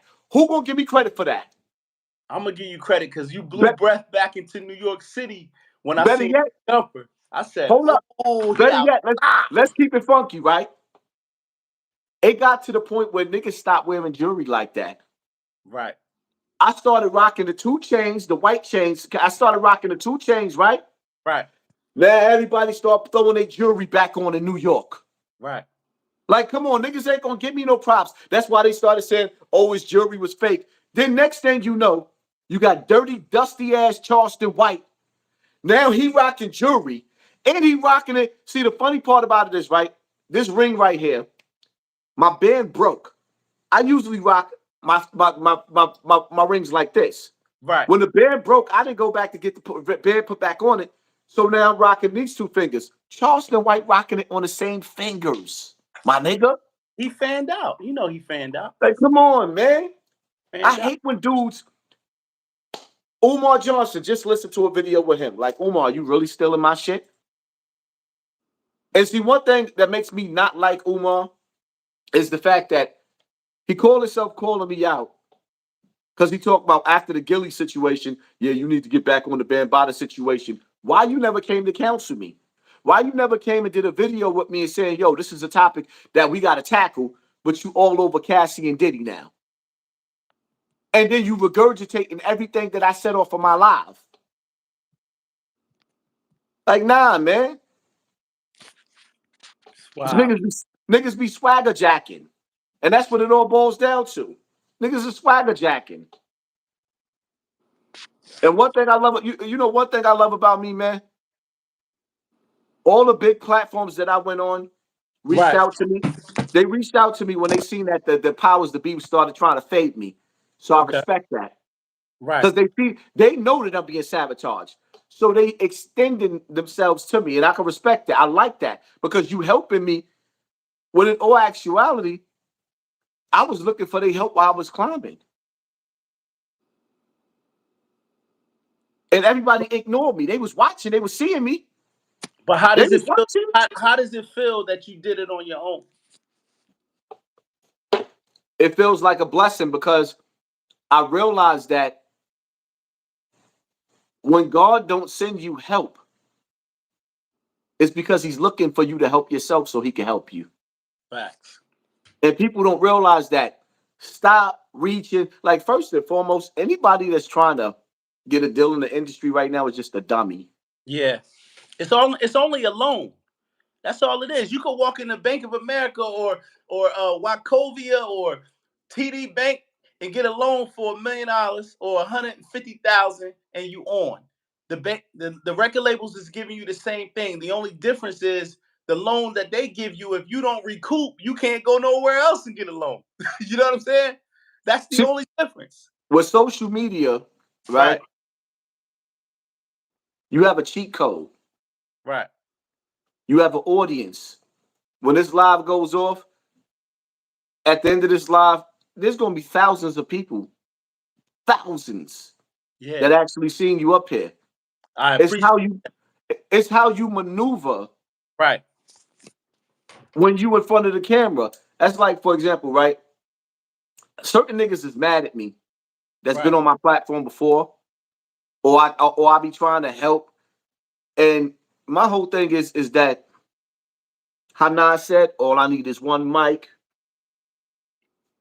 When niggas pass me the mic, or rather they put me on their platform, you go in. It was a one-hitter quitter. They sent me on their way. That's a fact. Their audience forgot about me after a while. Right.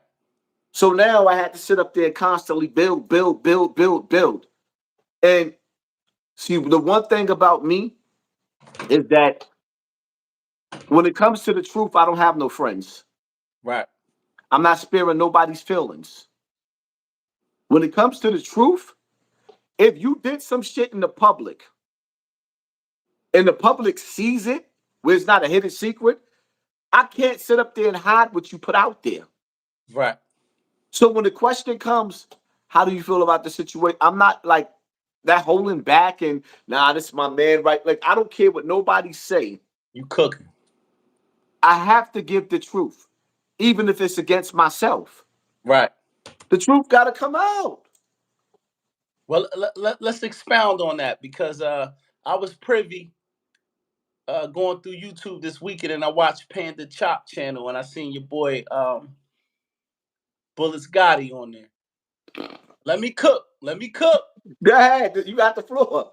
Let me cook. Now, Bullets Gotti, if you're watching this, I salute you, brother. I have no problems with you. I want to get my disclaimer out there.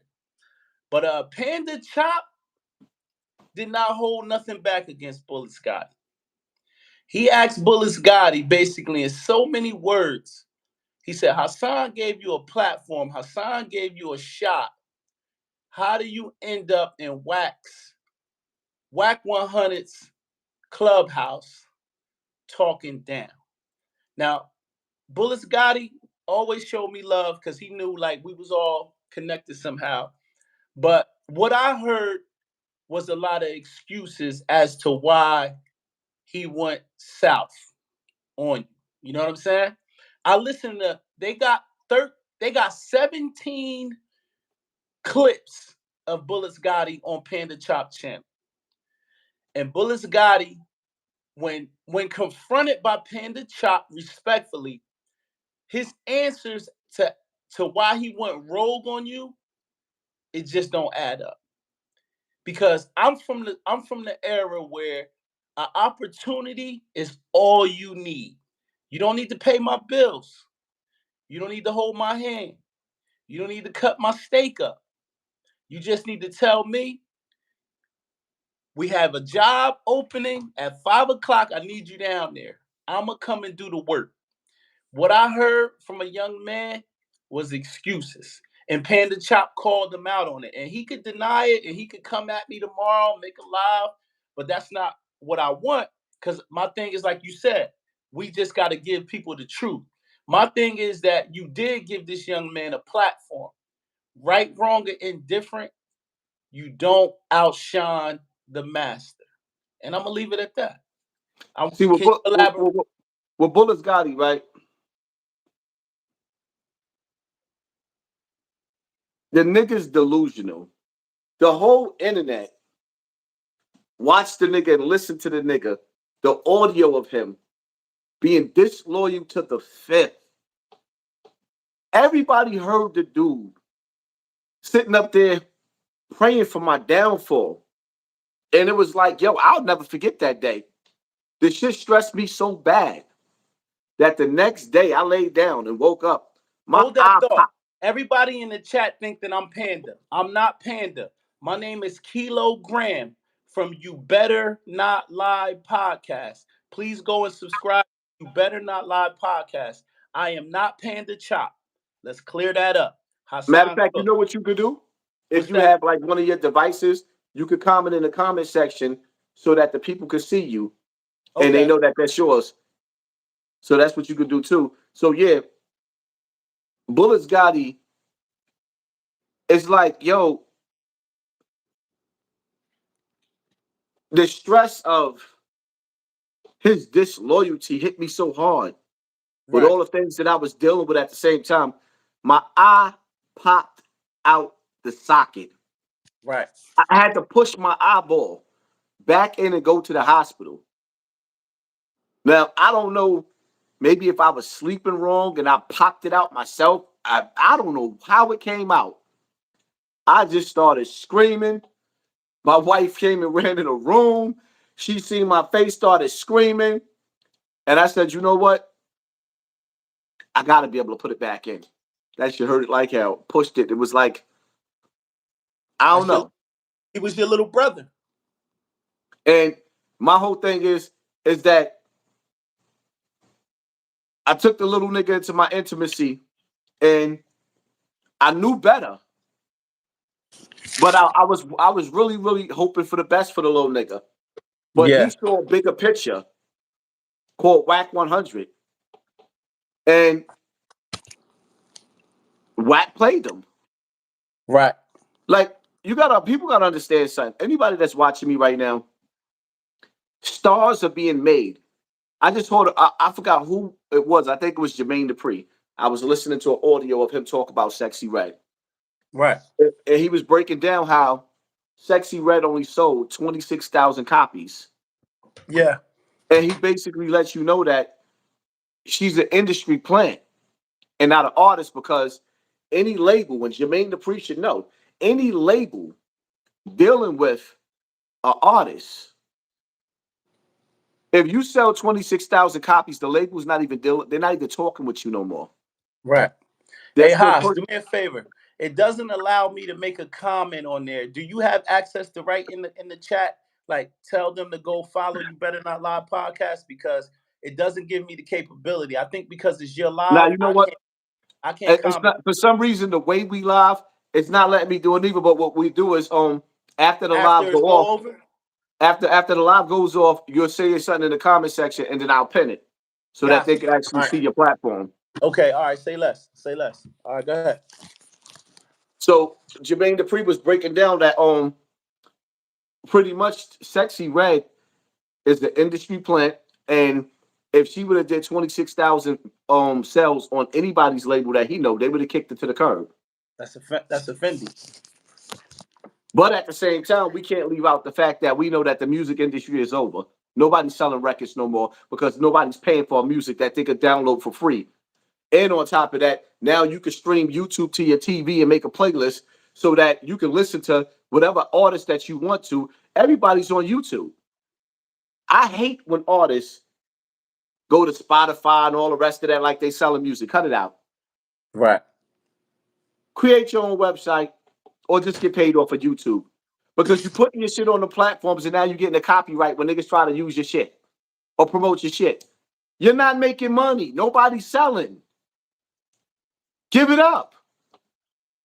Email your music to the people that support you and make money through the Cash App. Facts. Stop trying to sell your music through these places they're not pushing you. And now your shit is up there for Right. other artists to listen to your shit, switch your song up and resell your shit. The game is So rigged. I have another topic I want to talk to you about, and I want to shoot my man some bell, because this guy showed me love years ago.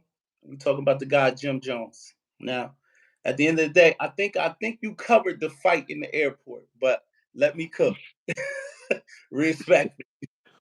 Jim Jones, here's my disclaimer. Jim and Cam showed me love when I was a 20-year-old man. Jim actually took me to Cam. I used to go to Delaware State University in Dover, Delaware. And Jim and Cam came down there for a concert.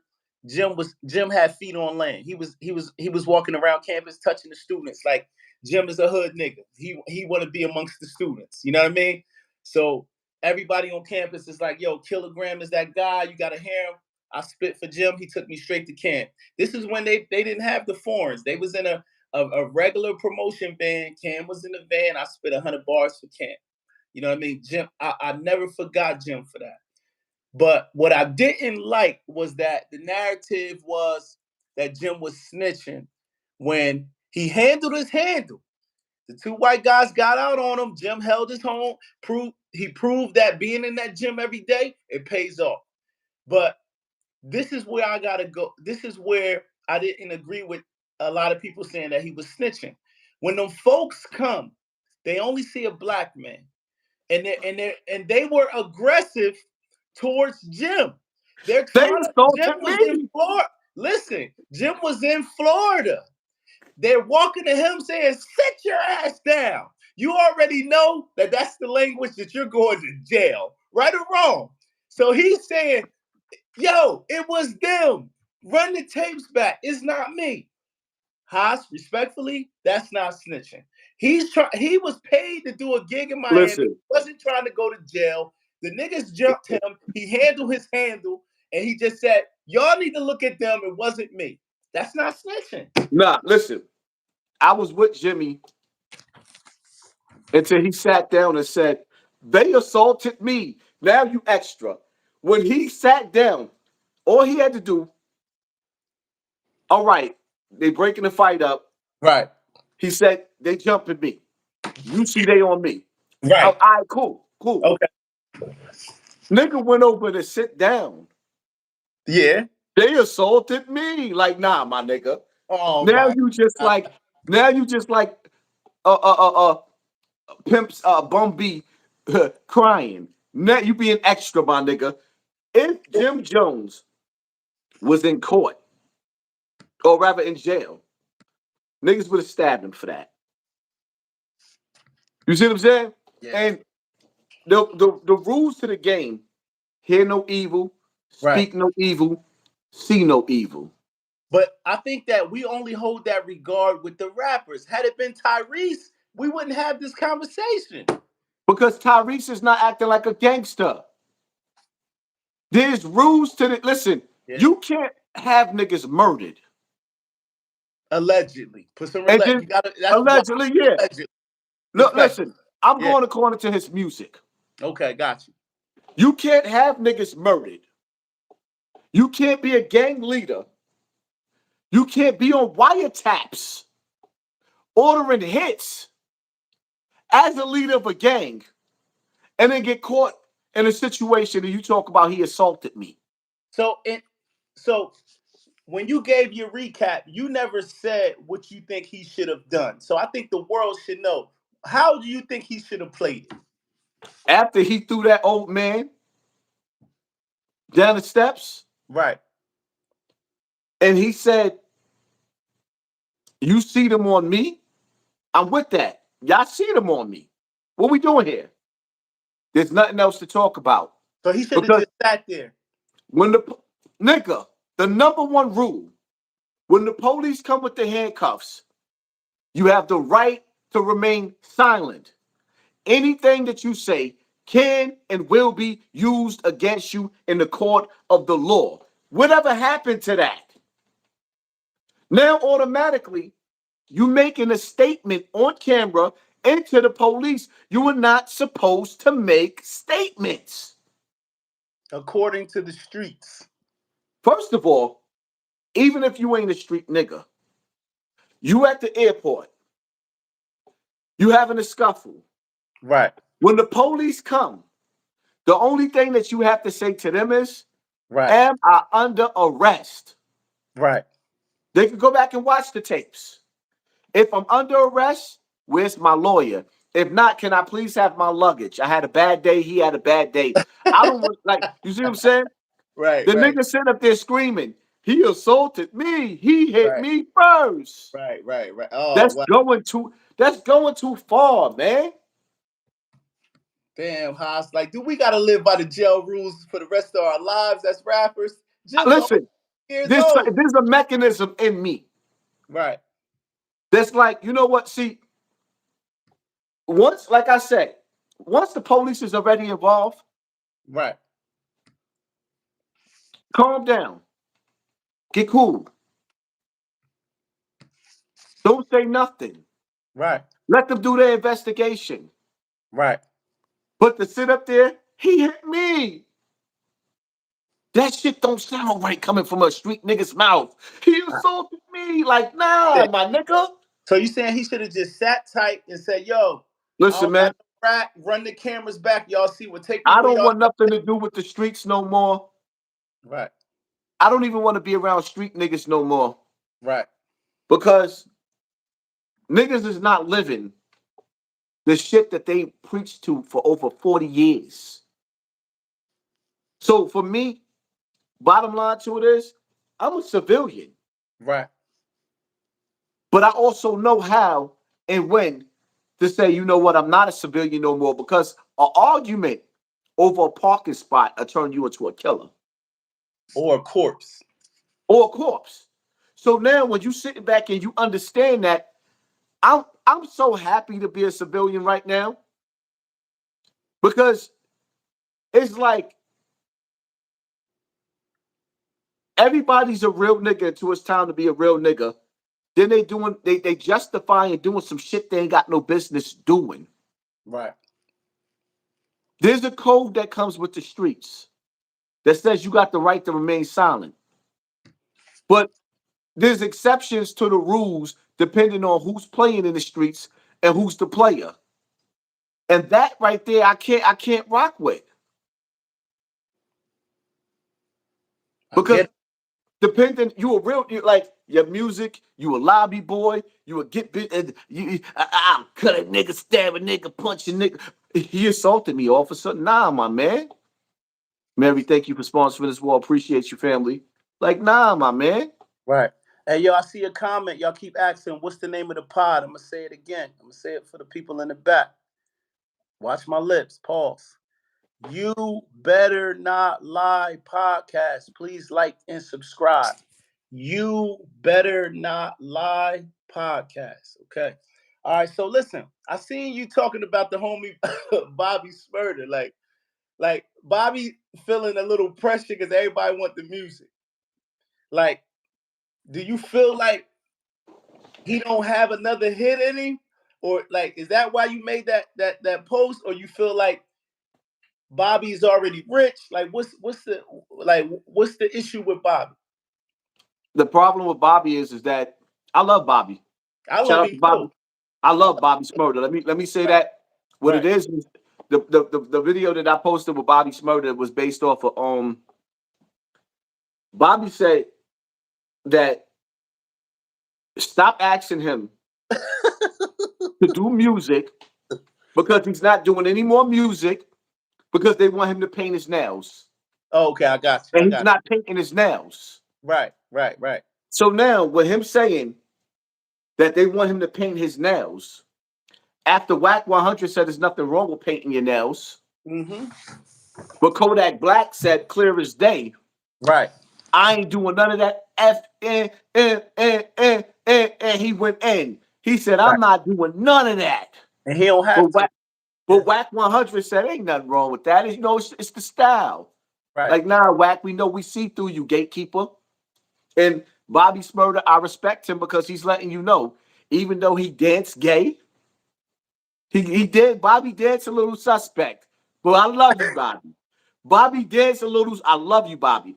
But I fully Uh, respect him because he's letting you know right. that at this point in time, you got to party with Diddy and you got to tell Diddy no. And he's telling you this. He's telling you this is why he's not putting music out, because it's going to flop. They're not going to push it. So he's Right. not dropping music. And that's also what's killing the rap game. Because now that you can't make money off of it, we'll never see another Bigger Pac again. Mm. Think about that. We will never see the full potential of dudes that rap Silky Raw, thank you for sponsoring this war. Appreciate you, family. All right, so Cameron on CNN, man. Let me cook before you cook. Before you start to turn the stove on. Let me cook. Cameron, I love Cameron, and I just gave some props to Jim, but him having a conversation with a black woman and handling her like that, it just wasn't easy for me to deal with. You know what I'm saying?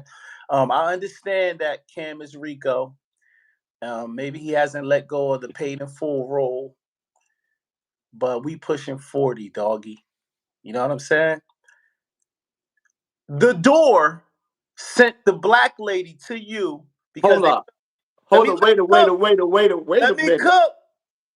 The door sent the black lady to you because they felt like she could relate to you. They know what you did with Bill O'Reilly. So they said, we ain't gonna fall for the banana in the tailpipe this time. We're gonna send a sister at him. And he's gonna do what, Hassan? Conduct himself as such. To tell a black woman who was probably 25 years old and you're 47, 48, that you're going to get some cheeks and you took horse pills, it's an embarrassment to the black men all across America. But you know what's sad is that I watched a lot of black men and black women and Hispanic men and women say, Killer just keep it so 100. Like, he just gangster. And I'm like, why is it gangster? It was gangster when he handled Bill O'Reilly like that. You feel me? But not our sisters. She has a job to do, Hassan. Let She's me tell getting you. paid per hour. She went and got a journalist degree from a university to interview a black man. And he You know why I told lost her, all my respect for Cameron? cook, man. Did you see the video with that nigga chasing him around that car? Yeah, I did. I did. That's recent. Right. And I recognized that dude throughout the years for being around Cameron. Right. And Cam didn't talk to that man the way he talked to that sister. Yeah. We can't have pics out here. Listen, I'm gonna tell y'all something, people. Y'all might not have seen the video. I got the tapes. I got it for cheap. I'm gonna make a video. Right. Y'all get an exclusive with me talking about it right now. I Right. saw a video of Cameron being chased by a grown man. And he was running around the car with an outfit that's a recent outfit that we seen him wearing. Recent outfit. And he's like, what you want me to do? I went to the jail. I went to see you. I went to the jail. What you want me to do? And dogs is chasing him. And the They said females were in caught. the chat that it's a skit.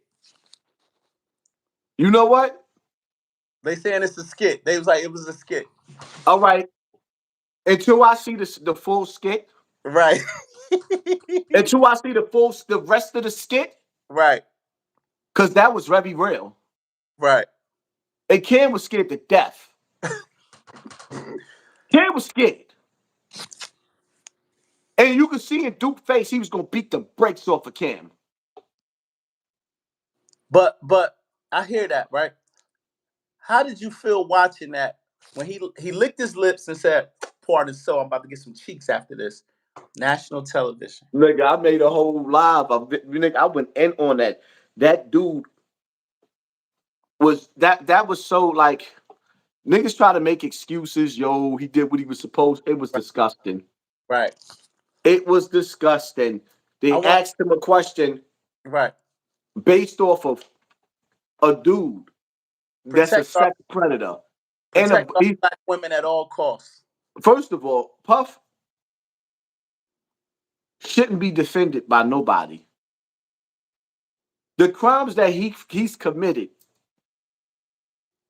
against our people, trying to get up in that music industry, the stuff that he's accused of, and we don't even, yo, the stuff that he's accused of is the most heinous and the most despicable shit in the history of rap. Niggas is claiming he got Big and Pac dropped. That he was that powerful. and then you use your power.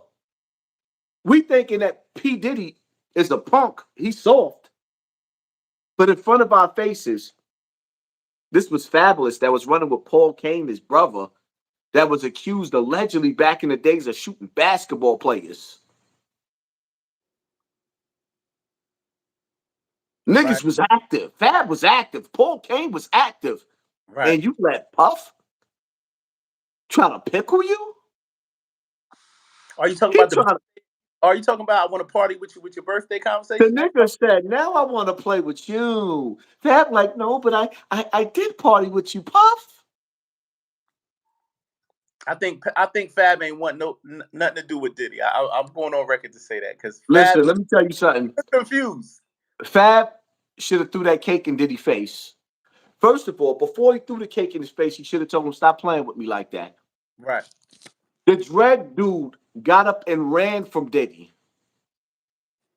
Diddy got up and chased him. The cameras followed him around the podcast with him trying to get away from Diddy. I want to party with you is wild. That's wild. And then the niggas, and then he, yo, whatever drug he was on Right. made him extra with it. He couldn't even control himself. And for me, I'm gonna have to tell you, like, yo, you know what I mean, yo, Puff, you playing yourself right now. Right. Yo, chill, my man, chill. I got you. You chill, my man. The nigga was eating his cake like he was scared to death. Like he was scared to death. That's why I don't look at these industry niggas the same no more. I can't. Because when you catch them up under the umbrella, now I could only imagine how many times Diddy must have grabbed Fab ass at his party. You cooking tonight. I could only imagine how many times I don't think Fab don't strike me as Fab ain't letting that go down, bro. Fab he ain't let letting. it go down already. There's no saving him. And the only thing, listen, the only thing that you're gonna do, Right. and I want you to keep this in mind, and anybody else that I bring on my platform, Right. Right. when the people that already saw through their eyes and you try to save them, don't Right. save them. You don't want, you're gonna lose the people. They ain't gonna follow you. Right. Right. You gotta be raw. You either you stay off the topic completely. Once you touch a topic, you can't, like, there's no saving these niggas. Right. You Right. can't, from what people saw, you can't, like, first of all, you got Mano versus Cat Williams. Mano says, this nigga party's the dopest parties in the world. Right.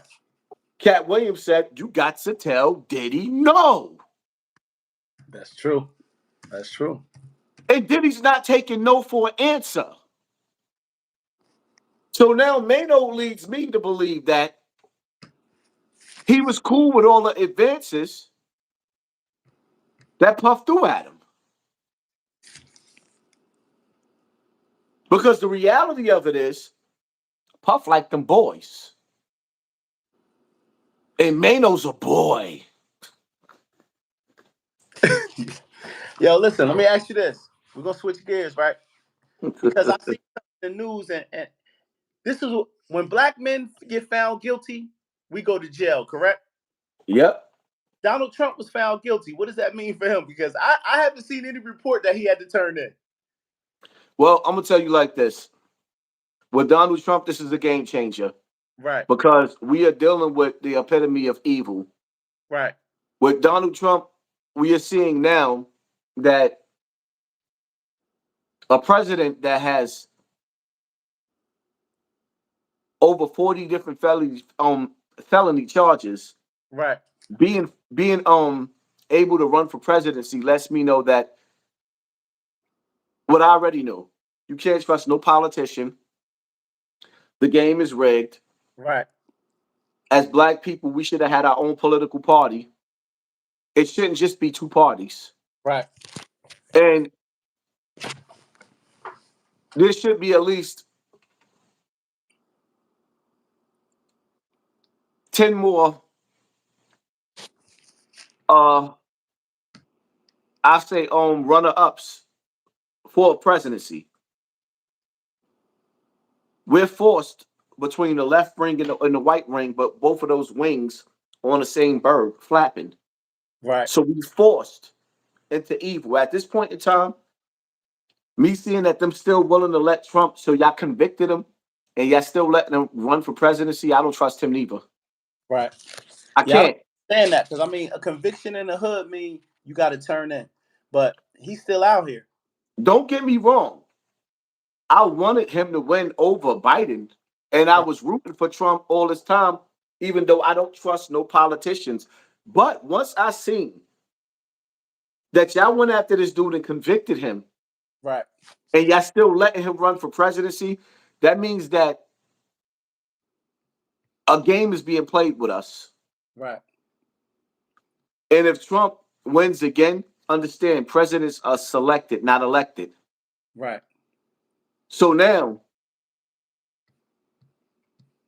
you got to listen careful to when Trump said, I'm going to drain the swamps. Trump said that shit before the border jumpers jumped over that border. So when he was talking about draining the swamps, he was initially talking about us. Right. The border jumpers wasn't there yet. So now they added more fuel to our fire in the hood. It's crazy. The crazy part about it is every day people are not paying attention to the corporations, the businesses, the stores, the brands that's shutting down. Right. Why is so many top brand name businesses going out of business and they still got a clientele? It ain't that they don't have a clientele, they still do. The game is rigged, it's a lie. Okay. They know that we are on the brink of a reset button and the world's population is getting ready to be reduced. So now the only way you're going to be able to get certain things is online. But the crazy part about it is online ain't going to be here too much longer neither because we on a break of World War III. You've been You speaking got a about you've been speaking about that on your platform for a while. Come on, you got a president. The Russian president just announced clear as day Right. for the first time in history that America is his enemy. And this is after Ukraine used American missiles to shoot at Russia. And Russia knows the difference in the missiles. But my whole thing is scratch all that. I told people a long time ago, this is why they're trying to silence me, Right. is that in order to bring in smart cities in the New World Order, you got to get rid of the old cities. The only way to get rid of the old cities is through missiles, earthquakes, storms. The storms is getting worse. The poles are shifting. We on the brink of World War III. So now, for me, when the Shaitan and the Dajjal takes position in power, when the Antichrist rises, because this is his time and he's here already, and these missiles start going and flowing, we will enter into a new world order where the world will be ran by one government. Wow. I like you in this bag, Hassan. They don't understand how brilliant you are, bro. They don't understand the knowledge you have beyond just the talks about rap and ratchet shit. You can elaborate on politics and give people game that's ahead of their time. You feel me? And then How we'll old is your have these kids? conversations 2 years later, and they'll be like, "Damn, Hassan was right." You know How what old I is your mean? kids? I have a 20-year-old, 12-year-old, Mm. 13-year-old, all girls. Now, are you ready or are you mentally prepared for your 20-year-old to be drafted? As a female, Yes. I never knew that. I just thought, Yes. I never knew they was doing that. But Yeah. lucky, yeah, that's crazy. Yeah. Nah, I'm definitely not. For this next war, yeah, definitely. It's going there. Yes. So they're taking the woman out the house now. They're taking our children, period. Yes. And see, Wow. what you got to understand is a lot of people, a lot of talk mentally, people are not preparing themselves for that. Nah, not They're at not, all. They're not preparing themselves for that. But you know what? That's a whole nother live that I'm gonna dig in my bag and Yeah, I we need you to cook on that. That's one I'm gonna be present where I'm not talking, I'm listening on that because I'm definitely not prepared from that. I come from the old school where the boys left the house. You know, if you got three boys, the first they can take your first and your second. I think they can't take all the boys in the house, but they can take your first and your second to go to war because they know it's a chance that your children may not come back. You know what I mean? But you can't take none of mine. I never knew that they could take women. That's something that I wasn't prepared for. I'd rather my children go to jail. Wow. All right, listen, I got another topic for you, man. I wanted to see because I know you're a good friend of Math Hoffa, right? And in this podcast space, this YouTube world that we in, he's had a numerous amount of brothers leave his show. You were one of the guys that was there when all the members were at the show. You know, since then his show has been dismantled. We've seen it with Joe Buttons. You know, what is it about the YouTube world, the podcast space, where brothers conglomerate, you know, they come together and they're doing good, and then within a 90-day to 6-month time frame, everybody's breaking up like they're in a relationship. Like, you know, what do you say to that, man? Is that the reason why you roll dolo from state to state? Well, I mean, when you look at me, people ask why do I be having so many fallouts with people? Right, Then I ask them to ask the other people, why would I fall out with somebody that I'm good to? right, How do you mess up on somebody that's good to you? right. You see what I'm saying? Because that's what it is. Some people don't want your help, they want your spot. And see, with them niggas with math, I'm not gonna say that math is 100% right because I don't know that. But what I do know is that all of those niggas had opportunities that birthed their platforms from his platform and put them in a position where they doing their own thing now. But none of those niggas that was talking all that shit about math have the same followers. No, they don't. And the crazy part about it is, I'm gonna say this again. You know, shout out to all them other dudes, but math platform didn't start picking up until I went on this platform. Mm, The second time. right, I did good numbers on the first time, but the second time after the Takashi shit, right. Then Fat Joe followed up. That's when it starts soaring. So So when dudes be sitting up there saying and taking credit for his platform or whatever the case may be, right, my following merged with Math's following. Remember, Math platform was smaller than mine. yeah. Now y'all Then it about shot, then it shot past my shit in a couple of months, right. and now his numbers is looking bad, like they put a bot on it. That's true. Math ain't falling off; they put a bot on his platform. But if Esso and the other dudes is who they say they are, their numbers should be showing on their platform. Right. I mean, that channel was climbing. It's not where Maths is though. But you know, I Math would say about channel 4 or got 5 bigger. people already left. Math channel got bigger without them when Right. they was gone, not while he was there. Right. And even still, it's Math Hoffa, my expert opinion. I Right. never knew none of them other niggas' names. Right. When I watched Math, I wasn't watching to see them other niggas talk. Math Hoffa got 10 years in battle rap, not them other niggas. And this is no disrespect to them. This is just how I personally feel. I'm not saying they're not good interviewers. I'm saying that at the end of the day, when I watched Math Hoffa's expert opinion, it was not never for them.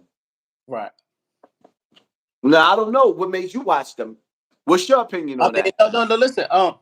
Math definitely was the draw. Math was the draw, and at the same time, you know, I'm just from the old school of when 4 or 5 people leaving, then sometimes you might have to look at Math and say it's 4 or 5 people that walked up the door.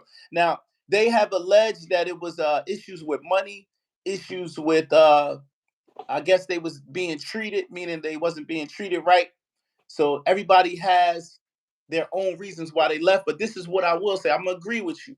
If you give somebody an opportunity, and some of them guys he don't know from a can of paint. He met them through other people and just said, "Hey, you'll be cool for the show," and he allowed them to shine.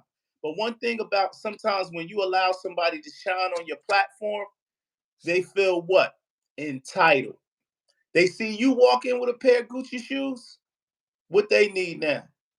See, the one thing that I will say is that anything that anybody does with me, I pay. Right.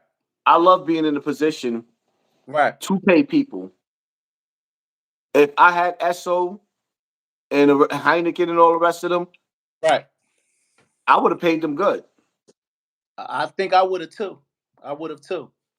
But my whole thing is that Yo, Haas, we hold on a second. Somebody said niggas was paid with free weed. I couldn't let that go. I had to let you cook. They said free weed and liquor was their payment. That's yeah, fucked up. Niggas got wow. families. They got families, Haas. Stop it, Five. You know, it's crazy because I ain't got my glasses, so I'm squinching to see the comment section, but They damn. cooking. They said, yo, niggas got paid in free weed and liquor. Now come on now, listen. Haas. That's blasphemy. Yo, Mav told them to tap. Mav told them to tap the bottle. I'm Nigga, crying. he told Heineken tap the bottle and crack the pops. Yeah. Yo, listen. One thing, listen. Math. One thing I respect about Math's been a bully for 10 years, so Math might have been strong arming them niggas. You heard? Yo, Because he nigga, told, man. listen, this Yo, is public knowledge. Math can't get mad at me. Math told a nigga on his show, he told one of his co-hosts, he said, yo, I was thinking about something. I ain't paying you today.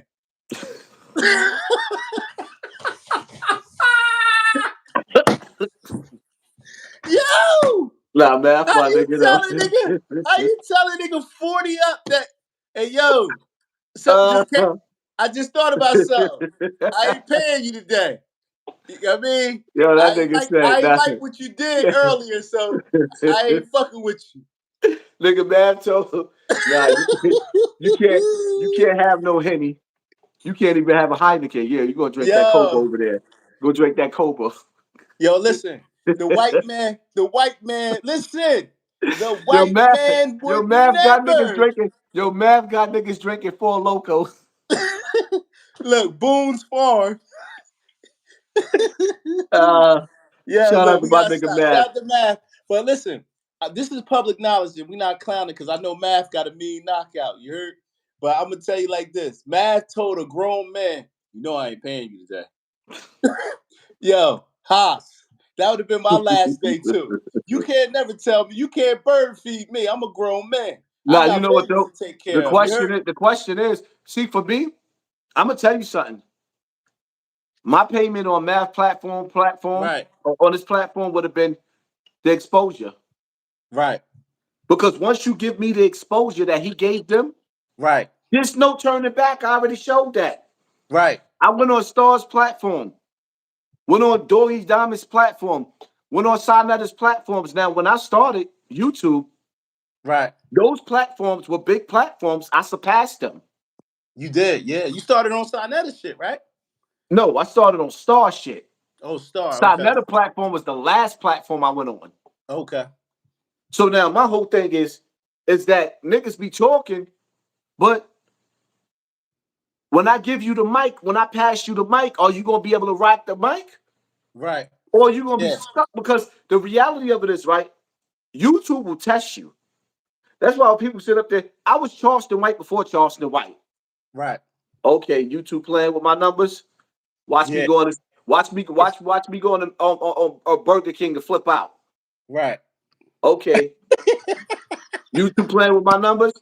Watch me spaz out on this Dominican chick in the bodega after Right. because she hit my car, but I didn't have to post a video. Right. Oh, Right, YouTube man. playing with my views. Watch me slap Derek Williams on a live in front of everybody. That's the part everybody missed because my channel was being flagged, Right. they left, they missed out the whole part of me beating the nigga up. Mm. That's I the remember part that they didn't show. that was a funny count that you took. That nigga was walking with you while you was beating him up. But you know what the crazy part about it is? All the other people that's asking me about the video, that's the part that they didn't see. Right. So now when they sit up there saying, nah, that looked funny. What part looked funny? The part when I was beating him up, I went viral. Right. Then he started getting nervous, like, oh shit, this nigga gonna call the police on me and he gay. Crazy, bro. Nigga gay. I just beat up a gay dude. What they call that? That's It's I don't know. I don't yeah, even that's want a hate crime. Right. It's a hate crime. Yeah, violence It's a against. hate crime. Right. So once I started thinking, like, okay, you might have went a little too far. Let me put the fire out of this shit, my nigga. Right. So now niggas is questioning me. What did you question me for? I just beat a nigga up. He met up with me. His energy started coming off a little, you know what I mean? Weird.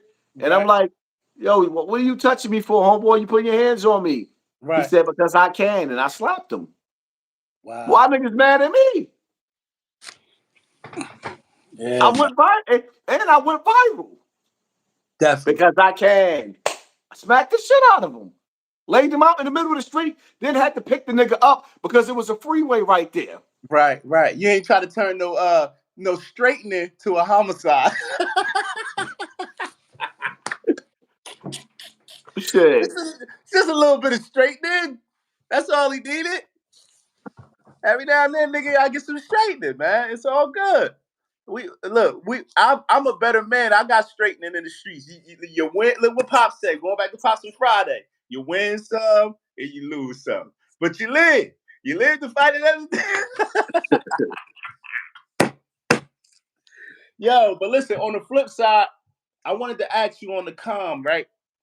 Since the incident that happened in Bronx River with you, where you kirked out, you spazzed, and you went down there. You had a moment. How are you doing mentally now, though, Hassan? Like with the family, it's a lot of 8th grade graduations coming up. It's proms. How my boy doing mentally now that all of that's better than ever because okay. I had to break down to build myself back up. Right. I had to break down to build myself back up, and I tell anybody, with them saying that it's Mental Health Awareness Month. Again, what I will say to the people is that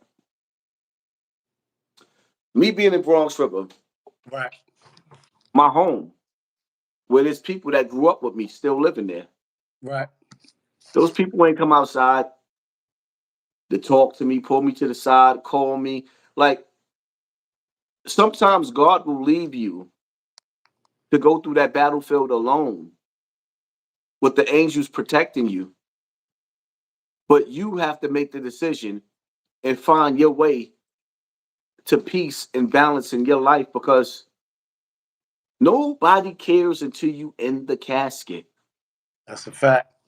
Yeah. And people got to really, really understand DMX was crying out for help his whole life. If he would have had the same people that was at his funeral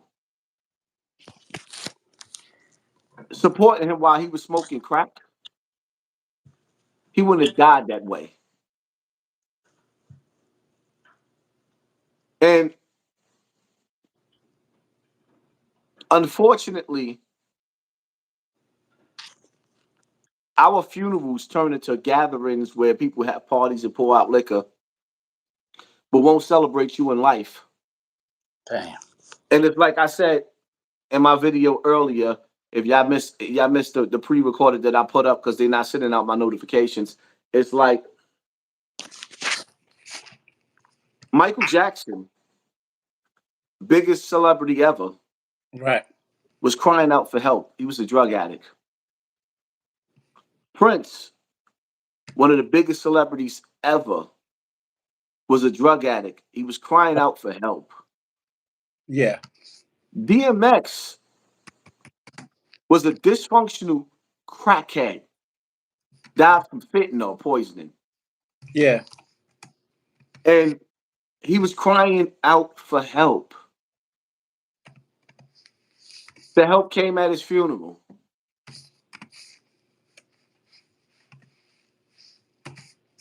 Whitney Houston.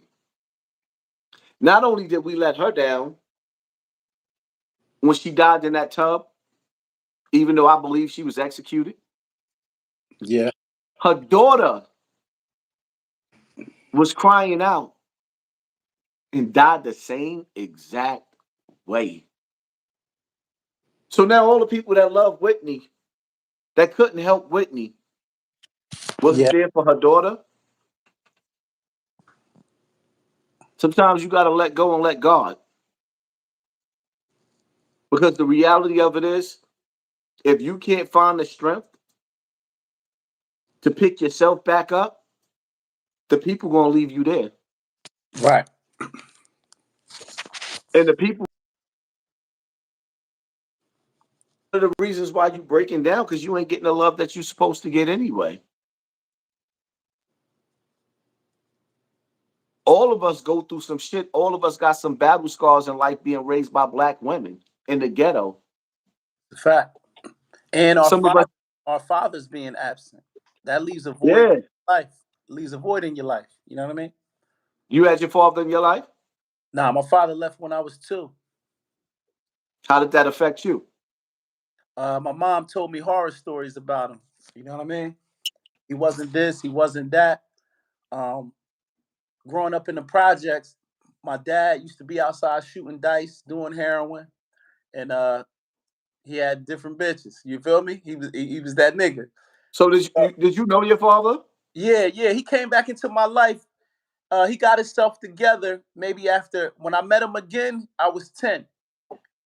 But he had moved to Jersey City and he became a correction officer after he ran the streets for 10 years, different women. You know, I got brothers all over New Jersey. And he came back in my life. I never forget, I'm playing outside in the projects, right? Me and my, because I got a brother by him too. So he had two kids with my mom. So we playing outside, and my mom's looking out the window. She knew he was coming, but she didn't tell us. Now, mind you, I don't even comprehend who he is at 2 years old. I don't know the nigga. He Wow. shows up at when I'm 10. I'm in front of the projects playing basketball with my guys. I see a nigga pull up in a correction officer unit, blicky on a hip, everything. I look up at the nigga like, he like, what's up, son? And all my friends is like, your dad a cop? You know what I mean? And that was my introduction. That was my introduction to the nigga. Just like that. Wow. Wow. You feel me? I met him at 10 years old again. And he said, hey, I got custody. I got joint custody. You got to spend every summer in Jersey City now with me. So, Oh, so your moms wasn't letting him see you? nah, he disappeared. He told my mom respectfully. He said, hey, because my pops, like I said, I could talk about this because I got a podcast called You Better Not Lie. My mom got tired of catching him cheating and not doing the right thing, so she locked the door. She changed the locks. My father was a G. He looked through the peephole and said, if you don't open this door, I'm never gonna come back. I'm not paying no child support. I'm gonna disappear. And this is this late 70s. He stood on business. He disappeared for 10 years. Never came back. Mom couldn't find him, and guess what? My mom didn't look for him either. You know what I mean? She just figured it out. Luckily, we had grandma. You know, grandma filled that role. You know what I mean? So we never went without the newest sneakers and the newest school clothes. But then when he popped back up, I don't know if his conscience killed him, but he got his life together. And since he came back at 10, he's been available to me since I was 10 years old. Like I can call him. I had to visit him from 10 till I was about 16 every summer. Once I got 16, you know, you get your job, you get your girlfriend, you like that daddy shit done, bro. Like I don't need to bond with you no more, nigga. Like me coming to Jersey City, staying in the whole summer, that's in the way. I got a girlfriend, I got a job. I don't need you. I mean, I love my pops, but that's what we went through growing up. When that man is out the house, you got to figure it out. You know what I You mean? know what? Shout out to your pops for righting his wrongs, Right. because regardless of what he did wrong, but then he corrected his wrongs, and as long as you forgive him and your brothers forgive I him. forgave him. Let me say something on this live that my pops told me, which was a jewel, right? Because my mom I love my mom. She's my queen. She's my heart. But my mom told me, she used to tell me like bad things about him because, you know, he had a problem with his hands. You feel me? If you know what I'm talking about. You know what I mean? He experimented in drugs and, you know, gambling and women. But when I finally sat down with him, Haas, right? He said to me, this is how my pops talk. He remind me of my pops resembled Lawrence Fishburne. That's what he looked like. I'm talking about, listen, my pops look exactly like Lawrence Fishburne, bro. And when he talked to me, he'd be like this. Look at me. You'd be like this. He said, was you a man at 21? And I said to myself, like, damn, when I was 21, I was around here chasing shit, trying to sell a little weed, and I ain't had no kids at that time. Sometimes I gotta borrow money from grandma, mom, you know what I mean? I wasn't really no man at 21. He said, that's my point. I was 21 years old, and your mother, he said, she the best thing happened to me. But she became responsible when I still wanted to cut up in the streets as a 21-year-old man. And at that time, Haas, I forgave you because I remembered myself at 21 and I was immature. I ain't have a pot to piss in or a window to throw it out. You feel me? That So is deep, though. You know, it is, because the crazy part about it is like with the no snitching policy, right? right, OG Mac, right, leader of the Bloods. Before he started the Bloods, when he was 15, 16 years old, he told in the case. right, And it's 30 years later, and niggas talking about he's a rat. He was a kid. And y'all expect kids to make adults' decisions based off of who you thought you was in the streets at that time. right. And 30 years later, niggas is talking about he's a rat. No, he's not even the same man anymore. That's true. Yeah. You're not even the same person as you was 30 years. And it's like when I sit back and I analyze it, it's like, yo, not for nothing. Are we ever gonna have any forgiveness for each other? Right, Because it's like we hold a rope around each other's necks where you only got one time to mess up and you done. find this out. Sorry. Go ahead, I'm listening. One time and you done. And we can't, like, we have definitely, like, we hold our children to higher standards than the adults. A black child gets misguided in the streets, end up getting locked up at 15, 16 years old, and gets a death sentence forever for snitching at a 15 to 16-year-old age.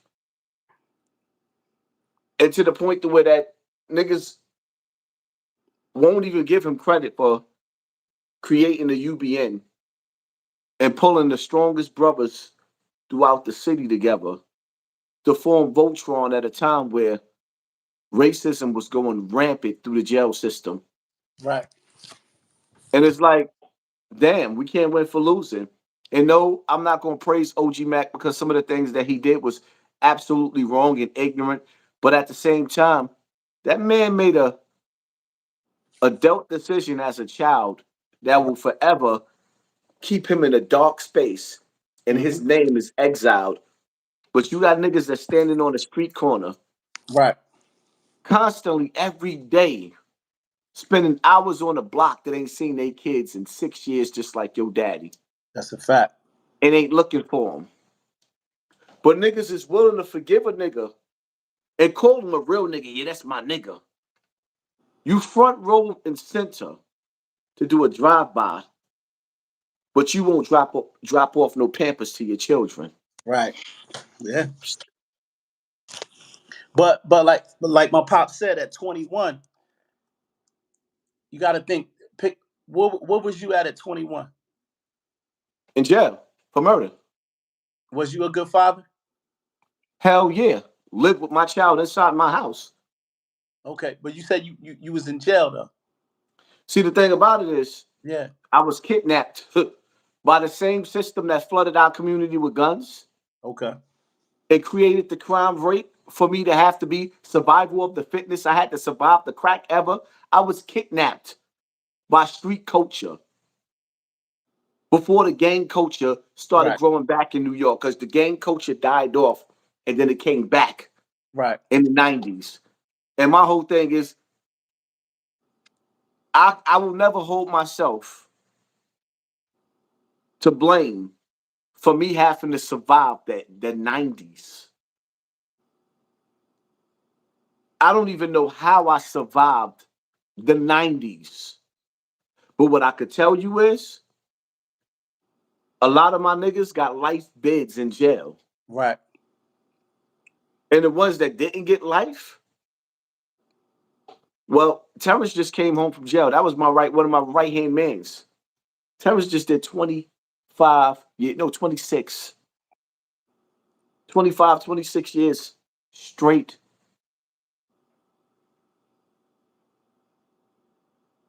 And when you sit back and you analyze that, and I'm not even going down the line of all the niggas that had to survive. So now, some niggas got caught up, some niggas got murdered. Right. Some niggas went to jail, ain't never coming home. Some niggas done got that bad batch of dust, eating out garbage cans, they mind ain't right. Black people, black men coming from where I came from became casualties of war. Facts. Only thing is, we didn't realize that we were scoring points for the enemy on ourselves. Remember, dope is the dope, the poppy seeds and the poppy fields for that dope grows in Afghanistan, not America. Yeah. Now to now to give the now to give the colonizers some leeway, they made it to where that our kids could print up guns inside their basement, so they don't have to go to the gun store. Wow. Let's expound on that. You already brought up guns, so it's gonna segue into my next question. I seen that Chef G came home from New York. I mean, from prison. You know, the famous rapper from New York.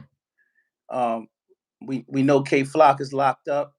Um, allegedly, I thought I seen. Hold on 1 second. Yeah, 'Cause yeah. my neighbor just hit me up about my dogs. Okay, all right, go ahead. Go ahead, keep talking. Okay, yo, while Haas is taking care of business, don't forget to follow You Better Not Lie podcast. Haas and I have been friends for about 4 or 5 years since the pandemic. Run, go to that page and follow. I'm giving y'all dope content. I got an interview on there with Oskino from Rockefeller.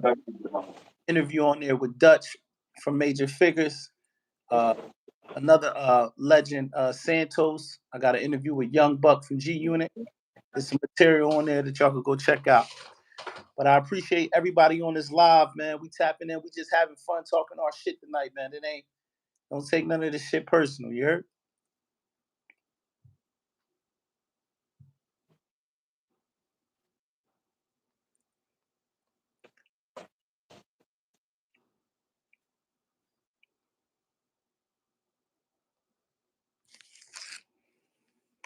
But yeah, when Haas come back, we're gonna talk about the drill movement in New York.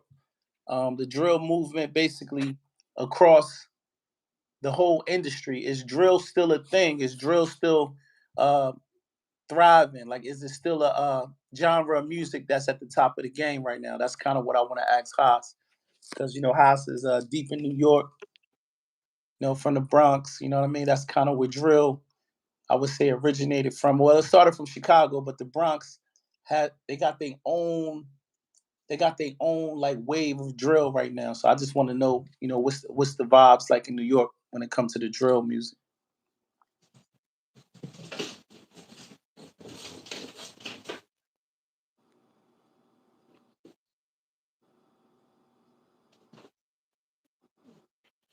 Shout out to my man Kev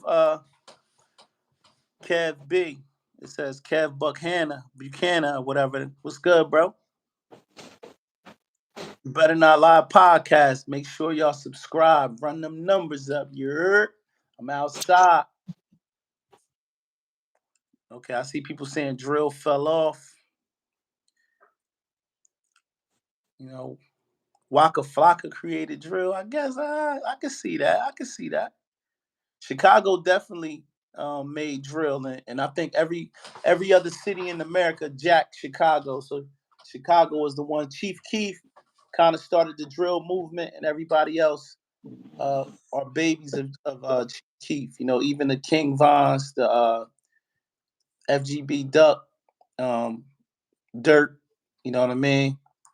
Like all those guys is like a branch off of what Chief Keef was doing out here in these streets. 50 Cent, not drill.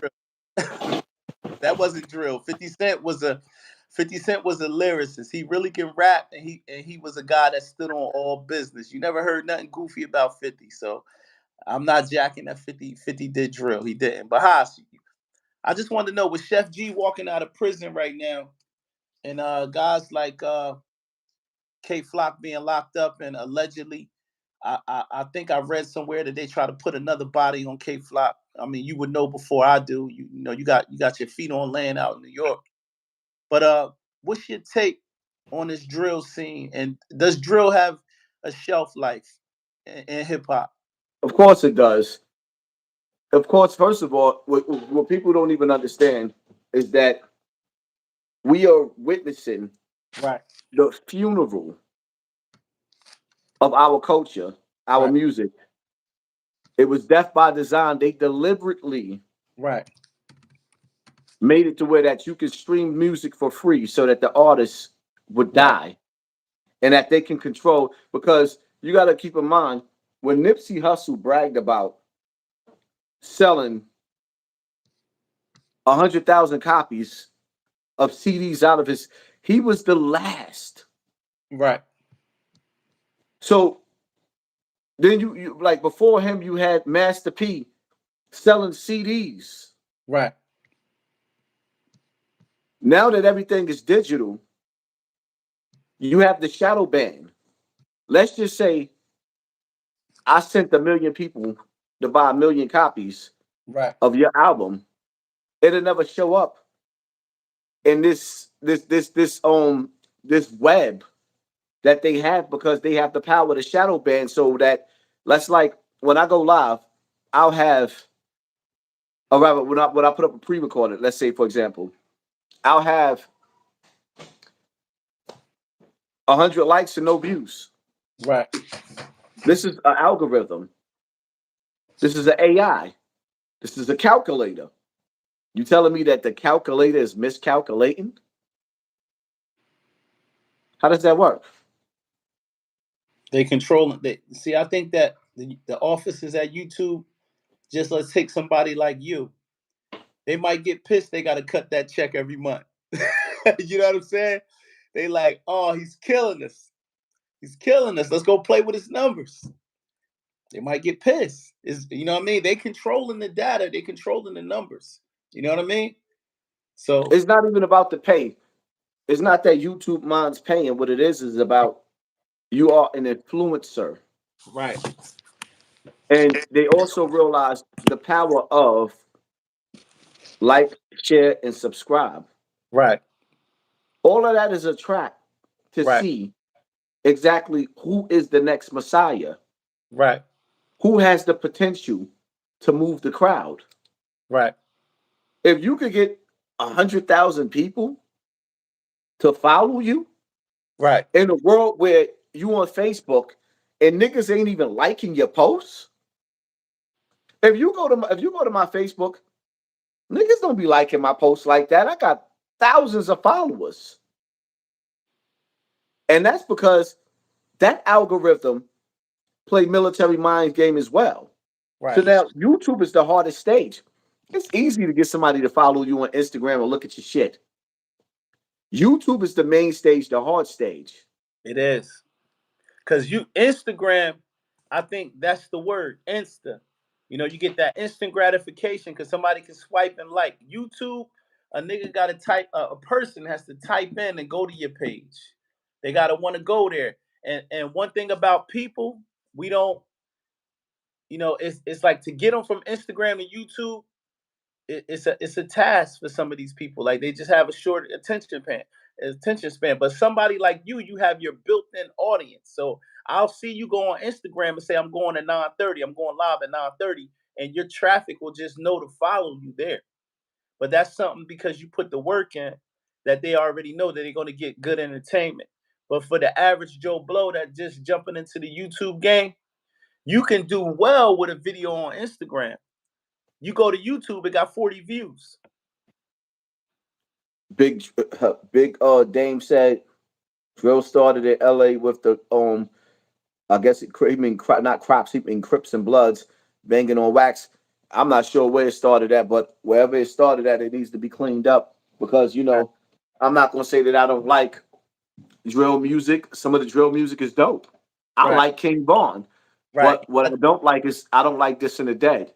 Right. That song when I heard that song by FBG Duck, Dead Bitch, I was like, yo, Yeah. I was afraid for him. And what I mean? This is whoa. before his untimely demise. Like that was a rough record. That was like, I think that I don't know. That was a tough one right there. Tough record. That record got him murdered. That's what I'm saying. It's like, they tell you this what is it? It's power in the power in the tongue. Yeah, your tongue is a weapon. People don't realize that. You know what I mean? Man, let me say, I got one more thing to kind of take us out, man. I wanted to talk to you about. Meek Mill unfollowed Diddy. Like, do you think that he's trying to disassociate himself? Like, that was a big deal that he hit the unfollow button on Diddy. Like, but he's never been Yo, public. He's never been public to say anything. I mean, I'm gonna take that back. Meek Mill did attack it and say, "Hey, I don't got nothing to do with that shit. I don't got nothing to do with it." So he did attack it, but he unfollowed him. And I think Meek is just probably looking at it like, I don't want nothing to do with this shit. I'm good. What's your take on that? I think that Meek is a sucker because it when Diddy had him running around in matching outfits, it was all good. Y'all was looking like twins, like boyfriend and girlfriend. When Diddy had the nigga in the pool calling him daddy, and Meek was booped over with his ass out and his elbows up, listening to Diddy like it was all good. Like for me, I'm gonna keep it all the way funky. If my man's beat up his girl like that, we gonna have some words. Right. But I'm not gonna stop dealing with my man because everybody else decided to be fake and phony. Yeah. Because I the think reality of it is, I know where we come from. Half the niggas in the hood beating their girl up. right.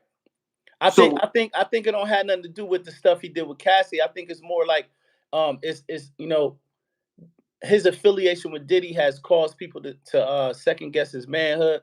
I'm not shooting him no bell because I know you hate when I do that, but I'm just telling you, I personally don't think that Meek had nothing to do with that shit. I just think that he's just caught up in the Diddy rapture right now, man. And listen, man, yeah, you better stop with the bullshit.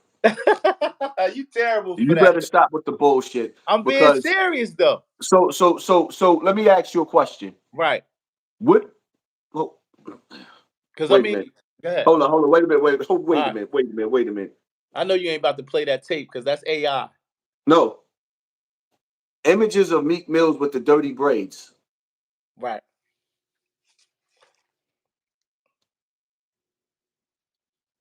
So you gonna tell me Mm-hmm. where he came from? White niggas got him bunny jumping? Nah, he from the trenches. Where he come from? You gonna tell me he got rich white billionaires making him jump off ships into the ocean? Well, I Where mean, he come from?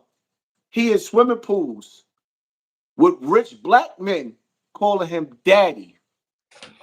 And one thing, one thing Cat Williams said that kills all the noise, you gotta tell Diddy no. So now, a nigga like Meek Mills, you believe he told Diddy no? And now let me ask you a question. I do. Let me ask you a question, right? After Diddy say, yo, let me put my pickle on you gonna hang out with him again? Nah, but is this alleged or this is facts? Listen, Cat Williams, we ain't gonna play no games. He made it clear. Cassie made it clear. The DJ made it clear that Diddy brings all the drugs to the party. He Right. don't shoot out. Like it ain't no we ain't gonna play no games. There's too much evidence out there. I'm with you, but So now, I don't. I'm gonna let you cook. Go ahead and cook. after Diddy, you done partied with Diddy, so you done seen Diddy put his diddler in somebody's doodle hole. You still hanging out with him? Never mind. Personally, I'm not. But See, I'm not. nigga, if you think you gonna win on this internet playing the role that you playing, you want to be politically right on both sides, you might as well hang it up. Right. Because I'm not protecting nobody's doodle hole. If you know that a nigga running around and he got a reputation, like I don't want that. Like that's like listen, if whatever you do in your bedroom is your business. Right. But I don't want niggas sitting up there talking about, yo, that nigga he hanging out there, he with the diddler. You gotta tell Diddy no. Well, listen, So that now man I'm that seeing man what you that man everywhere I got go away now, from I'm me. being He hit the everywhere I go, unfollow button, got away from me. he got away from it too late. It's over. His reputation is forever mud. You got the new generation of kids on the internet mocking that nigga, saying, yo, give me that Meek Mill voice. Get up. Yo, you shut up. Once I seen the Shut up. babies doing that, once I seen the Right. babies doing that, it's over. All right, cool. So look, let me switch gears. Let me get off Meek. Pause. No Diddy, right? No Meek neither. Listen. Haas, you trying to cook. And Meek is one of Listen. my favorite rappers. No Meek neither. Meek top five for me. You know what I mean? Like he top five. And like I said, I'm going on record, and you my big bro, but I'm gonna say it because I don't want this live to be on no bullshit. I don't think Meek did it. So Haas, I don't give a fuck how you feel. He ain't Get do shit. up. All right, cool. Get up. Listen. Anyway. Get up. Now a brother we can talk about is Little Uzi. Now, Nah, do nigga, you you ain't think? being Listen. fair. You ain't being fair. Do you think? Do you think Uzi is doing some of the things that he's doing just for clout, or is he Uzi, really, Uzi is like that? Uzi is a descendant of Africa Bambaataa, godfather, godson to Diddy, nephew to Russell Simmons, like little cousin to RuPaul. Terrible. Man, listen. That's why I'm like, yo, I never really knew much about Lil Uzi, but when I seen, ooh wee, the nigga ran back on stage to get his pocketbook after voguing. I'm done. You got the video? Nigga. You didn't see it? I didn't see it, but I wanted to see if you could cook. You got it? I know how I look. Take the what and leave the what? I know you cook. Did you put a video out about that?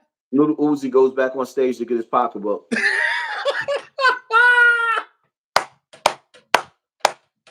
Yo, listen. Yo, this live is going to the moon, yeah. Oh man. Please, let me hush up while you play this shit, bro. This is crazy. Oh man, get the video, Haas. Then why is it acting stupid? All right, let me see. All you gotta do is say Little Uzi tweaking on stage in all pink. Now this device got so much shit popping up on it. Like I don't know why it's doing that. Yo, listen. The comments said, "Yo, bro, just asked Siri what." Yo, Haas, I'm gonna sleep good tonight, man. You crazy, bro. He said, Little Uzi on stage, going back to get his pocket. Nah, this shit is acting stupid, but I should have did it on YouTube. Oh man, I'm in tears, bro. I'm in tears. You made my night Little tonight. Uzi go back on stage to get his pocketbook. I'm in tears. This might be yo, Haas. This live is crazy, bro. Hold up, my video popped up that I did on it. Look, I did a video on Yeah. that. 23,000 views. But I mean, in your video, did you play the actual video of him doing this? Look, Haas. Was he spicy? Look, Yeah, that's crazy. I just muted it because of the music, but Yeah. Oh, he was at Coachella with it. nigga got his pocketbook. Yeah, that's wild, bro.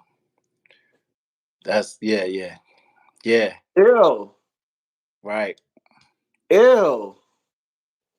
Wow. Ew. No. And the bad part about it is he looked like a turd up there. Oh man, Haas. The nigga looked like a black turd. Nigga looked like somebody defecated him out. Oh, you cooking tonight, bro. Nigga looked like a turd. All right, listen. Something just came to my mind because I watched you cook on this topic, right? Who's the dark-skinned shorty from New York that got the crazy song that Swiss put her on? What's her name? Oh man, you talking about Scarlett. Okay, let me cook. Why is the industry trying to turn? You said Scarlet? Scarlett. Why is the industry trying to turn Scarlet Into a whore Babylon? No, into Ice Spice? A whore a whore? But why are they trying to turn her into Ice Spice, bro? Like when she came out hard representing New York. Now I see her, beloved, doing the booty shaking. She going in this direction of just being sexy. And I love my chocolate women because my mama chocolate. You know what I mean? But at the end of the day, it's like I told myself tomorrow right was going to be Scarlett's day because what I want people to understand about Scarlett is that Scarlett's story is similar to mine. The only difference is Scarlett lost her moms at an early age. And my whole thing is I don't know what kind of mother she had.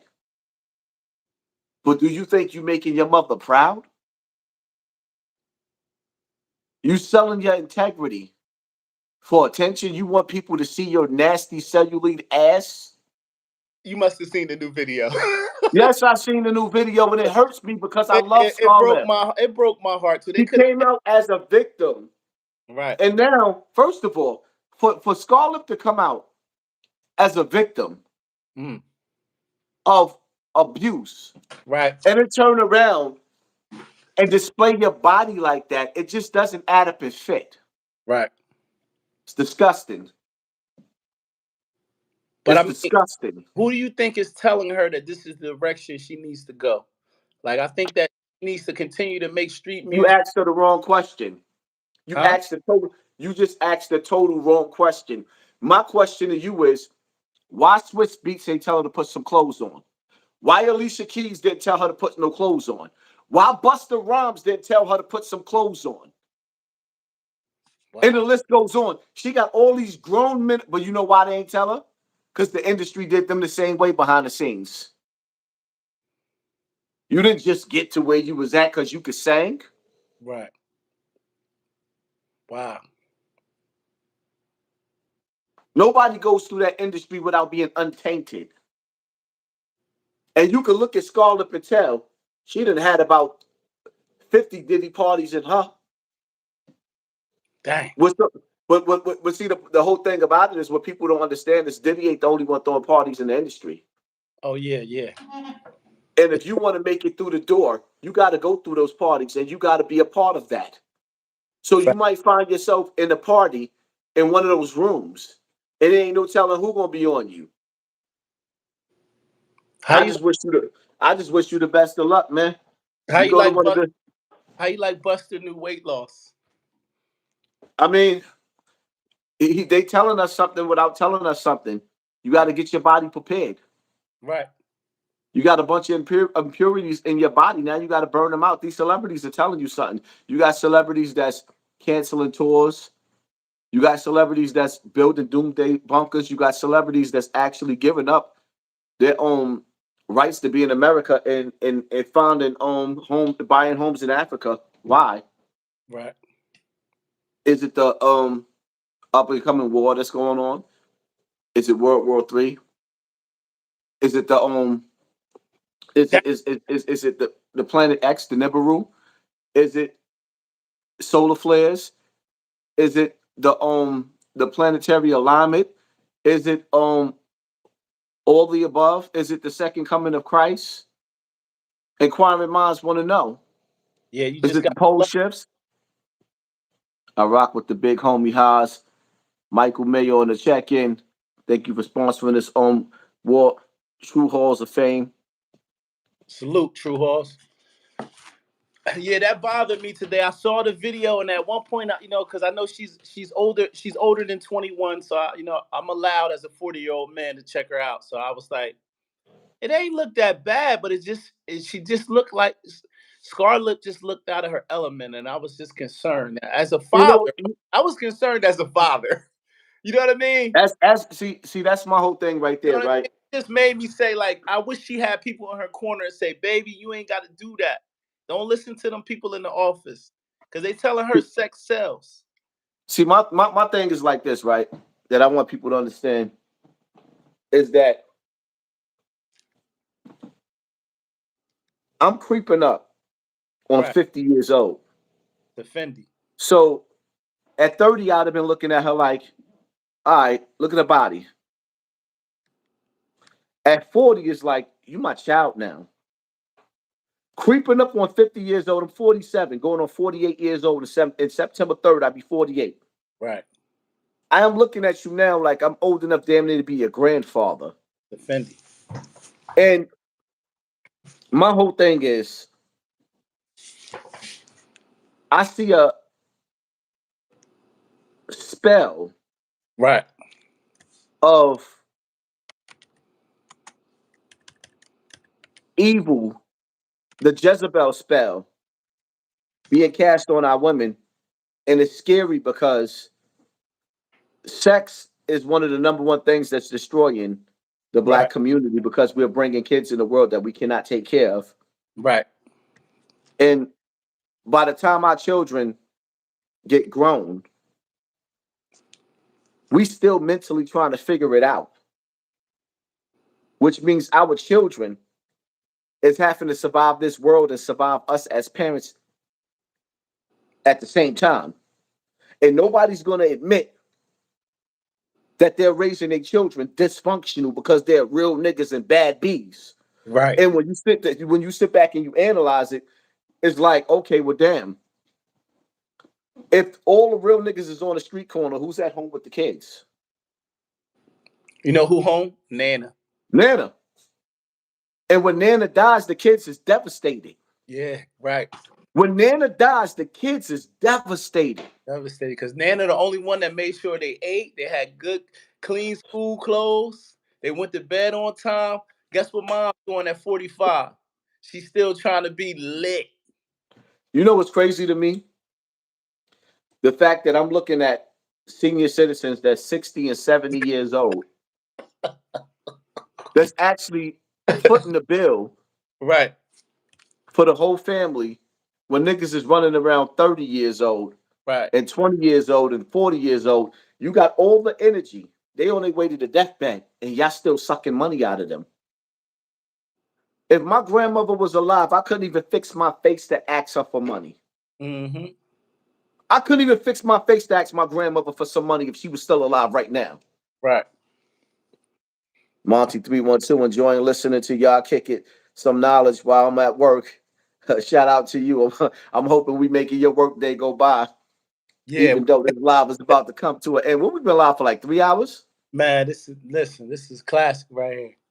Classic. Yeah, and my thing is like people got to understand is that I've been definitely me and you were supposed to be doing some shows in the Right. making for a little minute, so y'all definitely got to be on the lookout because I will be on the Better Not Lie on podcast, but we're gonna tell Mr. You better not lie. He better stop bullshitting and start asking some hard questions because he be sitting up there straddling the fence for these rappers. I'll tell you why. Listen, I'm across the bridge from Philly, Haas. You feel me? Even though I got a legal blick and everything, Meek Mill, I can run into him on South Street. You know he be 40 deep. You heard? Listen, the whole key to it about it because, like you is that said, look, I listen. I don't care who it is. It's just like when me telling the story yeah, about in Bronx River. I love Paul Smalls to death, but and that's my story, and I'm sticking to it. You see yeah, what I'm saying? In the streets, niggas is supposed to be real niggas, but the truth of the matter is, the little war that I had in Bronx River that he mad at me about having in Bronx River is me warring with his other right hand man, because I was his right hand man, but his other right hand man was a rat, right, and I knew something wasn't right about the whole crew. And you mad at me? right. I might have messed a little bit of money up rattling the cages of some of the bitch ass niggas in Bronx River, but the nigga turned out to be what I thought he was, which is a rat, and you mad at me. So I supposed to leave that telling ass nigga on the street? Even though I ain't do nothing to him, the feds picked him up. Right. It is what it is. Yo, You see what I'm saying? somebody, Nigga more mad at me. right. We sitting down eating, my man mad at me. He beefing with me like, yo, you know what I mean? You was wrong, this, that. Like, I'm a nigga, your man was a rat. Maybe he got picks. It is what it is. I mean, I can't call it. Once again, I'm gonna say, some guys that take the stand, they dangerous men. You gotta choose. Listen, man, that nigga, at the end of the day, and Maybe shout you out to Art, because maybe I ain't got nothing, you don't against Art or whatever maybe the he case don't may think you be. as dangerous as you once was. Listen, my whole thing is what makes me even more, you know what makes me even more dangerous, why niggas hate me the way they hate me at right now? Why? Because when I was in Bronx River, I was special. Right. But who I am now, nigga, look at me now. Yeah. When Bronx River is mentioned, my name is the #1 name in the world. Niggas is local street corner niggas. Your names is buzzing. And I ain't Right. talking about Paul with this one. I'm talking about all you niggas. Y'all Right. niggas' names is buzzing on them four corners, 172nd, 174th. My name is buzzing in different countries, in different states, on different islands. I went to Hawaii, ran Right. into people in the mall. It was like HASSAN Campbell. Right. Them niggas is only local niggas. So what I've been through in the past, nigga, I'm a legend, my nigga. Facts. I don't want to be remembered for hurting my community. I Yeah. want to be remembered for what I'm doing right now. It is what it is. I am Malcolm X, Tupac, wrapped into one. I'm Right. Poppy, aka HASSAN Campbell, bitch. And this is the shit that got niggas tight. Right. Right.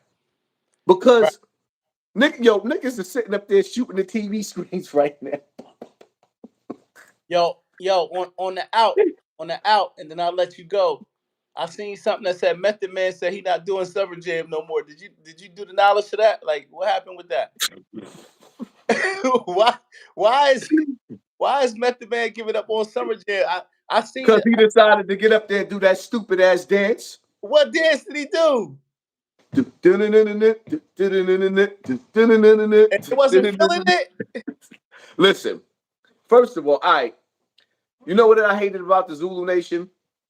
What's that? When we used to have the Zulu anniversaries, and I gotta be real. A lot of us, the music, Right. being that Bambaataa was before hip hop, Right. nigga be playing Bob the dang, the dang, the dang, digga digga dang, the dang, the dang. And we standing around like, we don't want to hear this shit. Right. So now me picturing a new generation, that's like you listening to Cool Herc right now. Yeah. Or Yeah. Melly Mel. Nobody wants to hear Melly Mel right now. And he's a legend. Right.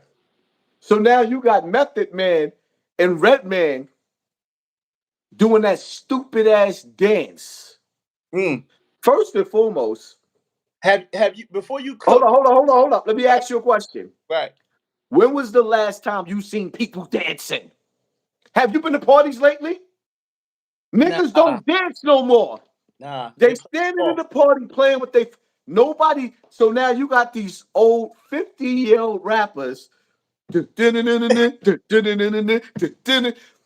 they look like the Soul Train. Yeah, they Nigga, the look Soul. like your uncle. They look like your uncles at the cookout. Remember your old uncles at the cookout?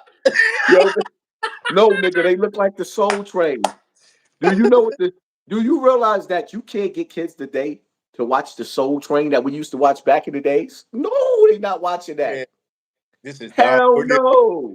Like, no. Like, first of all, they should have just performed the spit. But they did that stupid ass dance, and niggas was like, yo, I am look at these. dying. Yo, this new weed. They was like, hold up, they got it. Oh, I should have had a blunt. I was smoked though. Yo, Haas. They was God laughing damn, at me. bro. They was, see, if I was there, seeing meth and rag, I would have like, oh shit. But the new They don't care. generation, But now when he said that, I said, I wonder what. I wasn't privy to see why he said he not messing with some of them. this But nigga said, get off the stage, grandpa.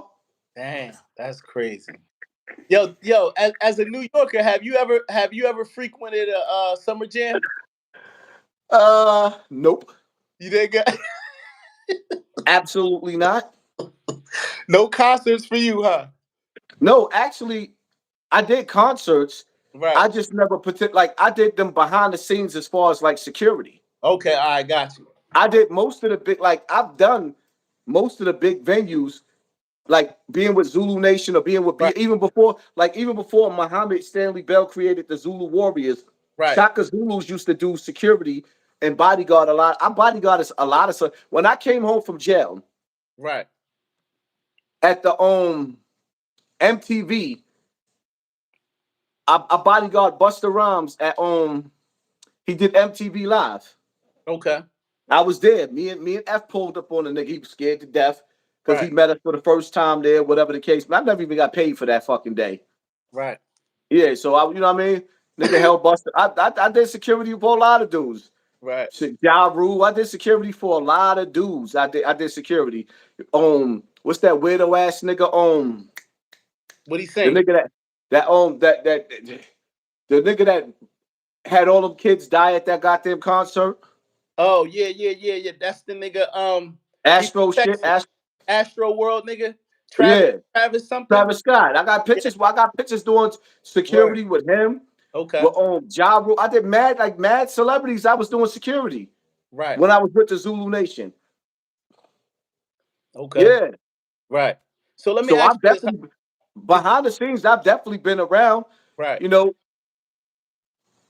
Did you care about the Kendrick Lamar and Drake situation and like did you I care about could I couldn't get into it, and I refused to get into it because I know that was a tactic being used. Once J. Cole apologized, J. Cole will rip them niggas to shreds. right, J. Cole is a monster.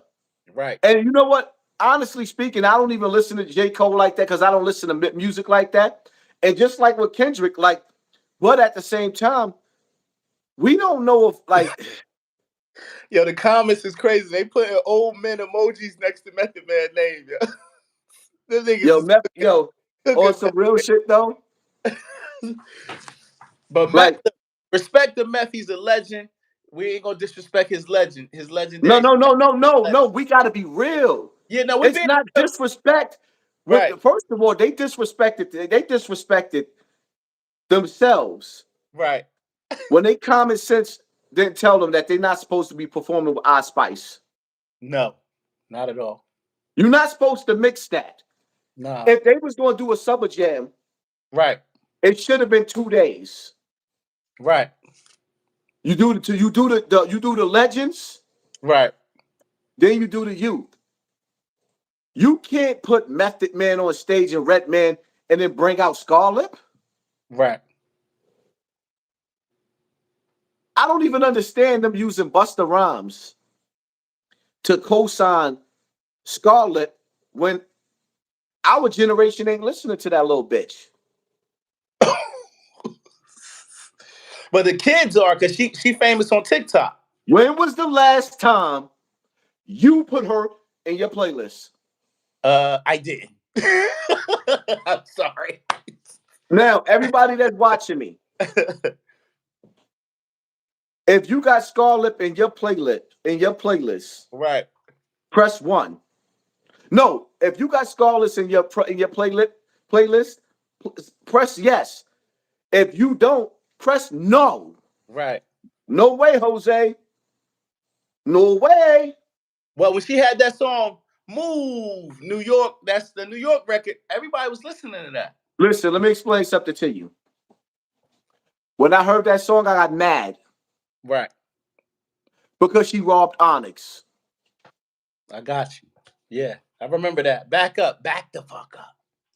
That when Onyx came out, right, in 93, 92 or 93, Onyx came out. Matter of fact, let me see.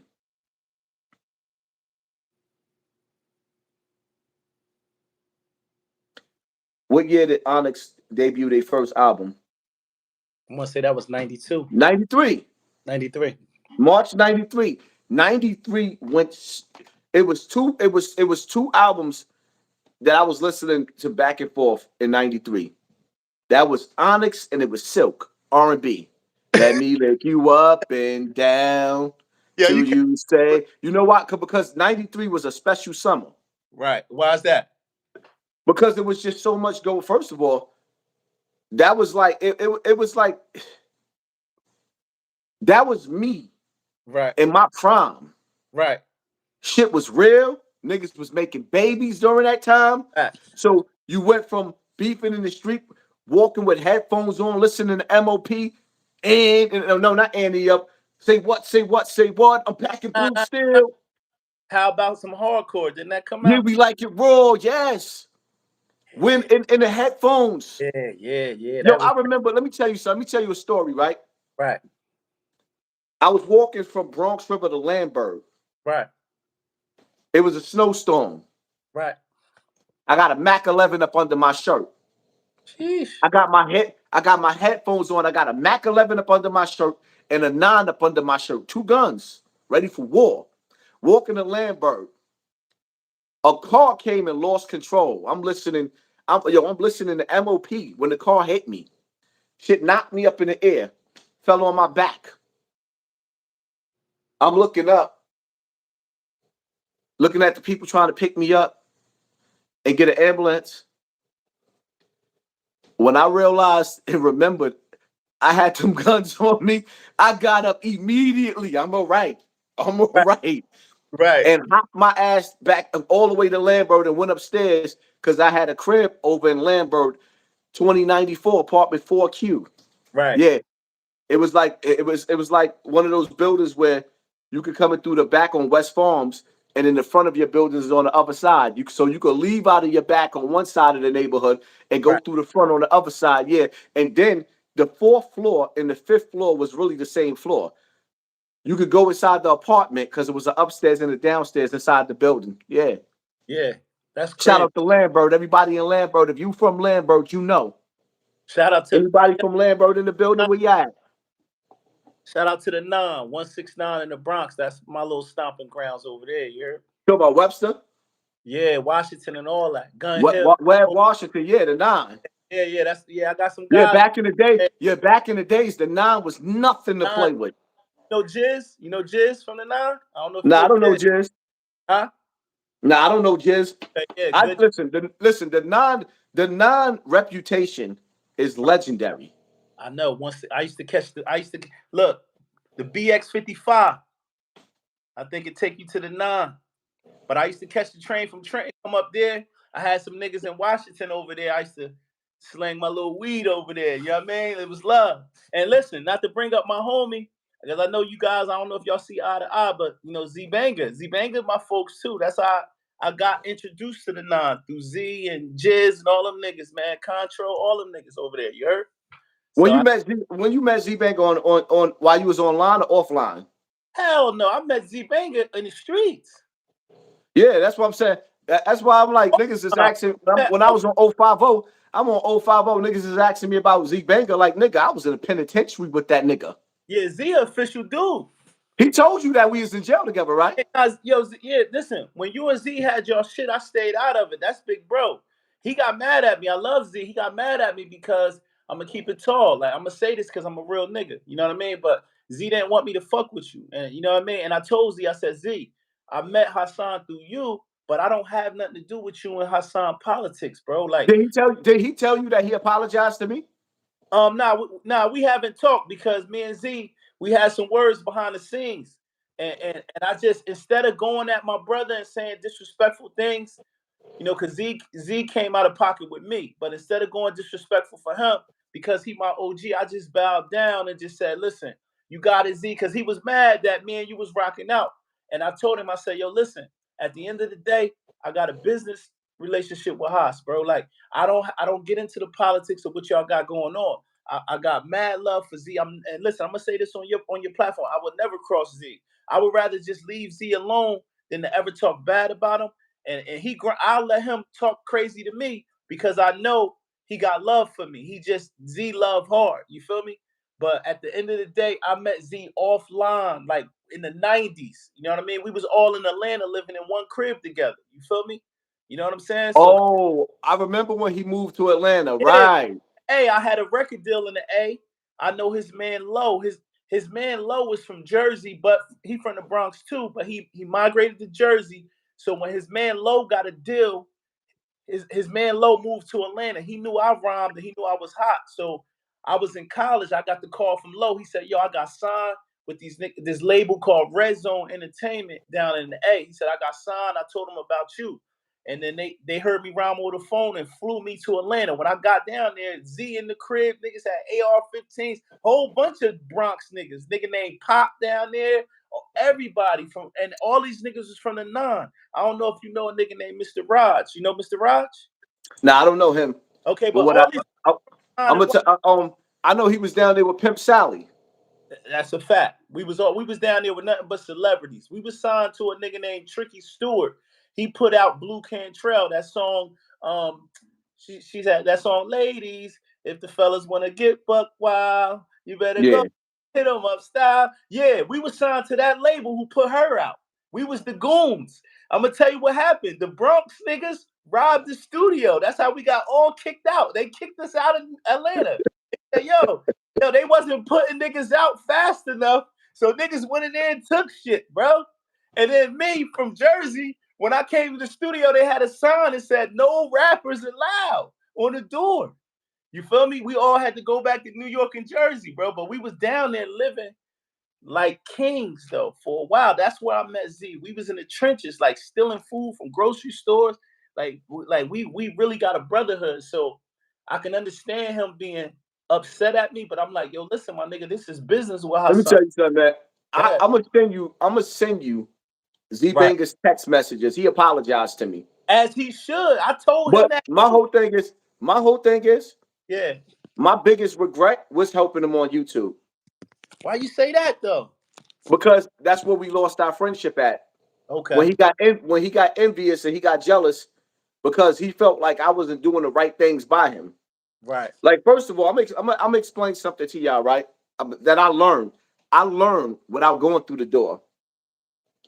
Kwame Brown Right.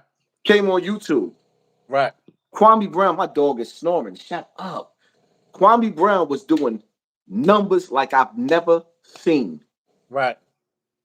Kwame Brown's super chat was stupid. This nigga was getting like $10,000 and $20,000 I remember. in one night. Right. Kwame Brown started putting on smaller YouTubers, Right. and YouTube punished him for it. They clipped that nigga channel. Now he could barely get 1,000 people to watch him. Right. You don't just go from having 100,000 people watching you in 2 or 3 hours Right. to nobody watching you that fast.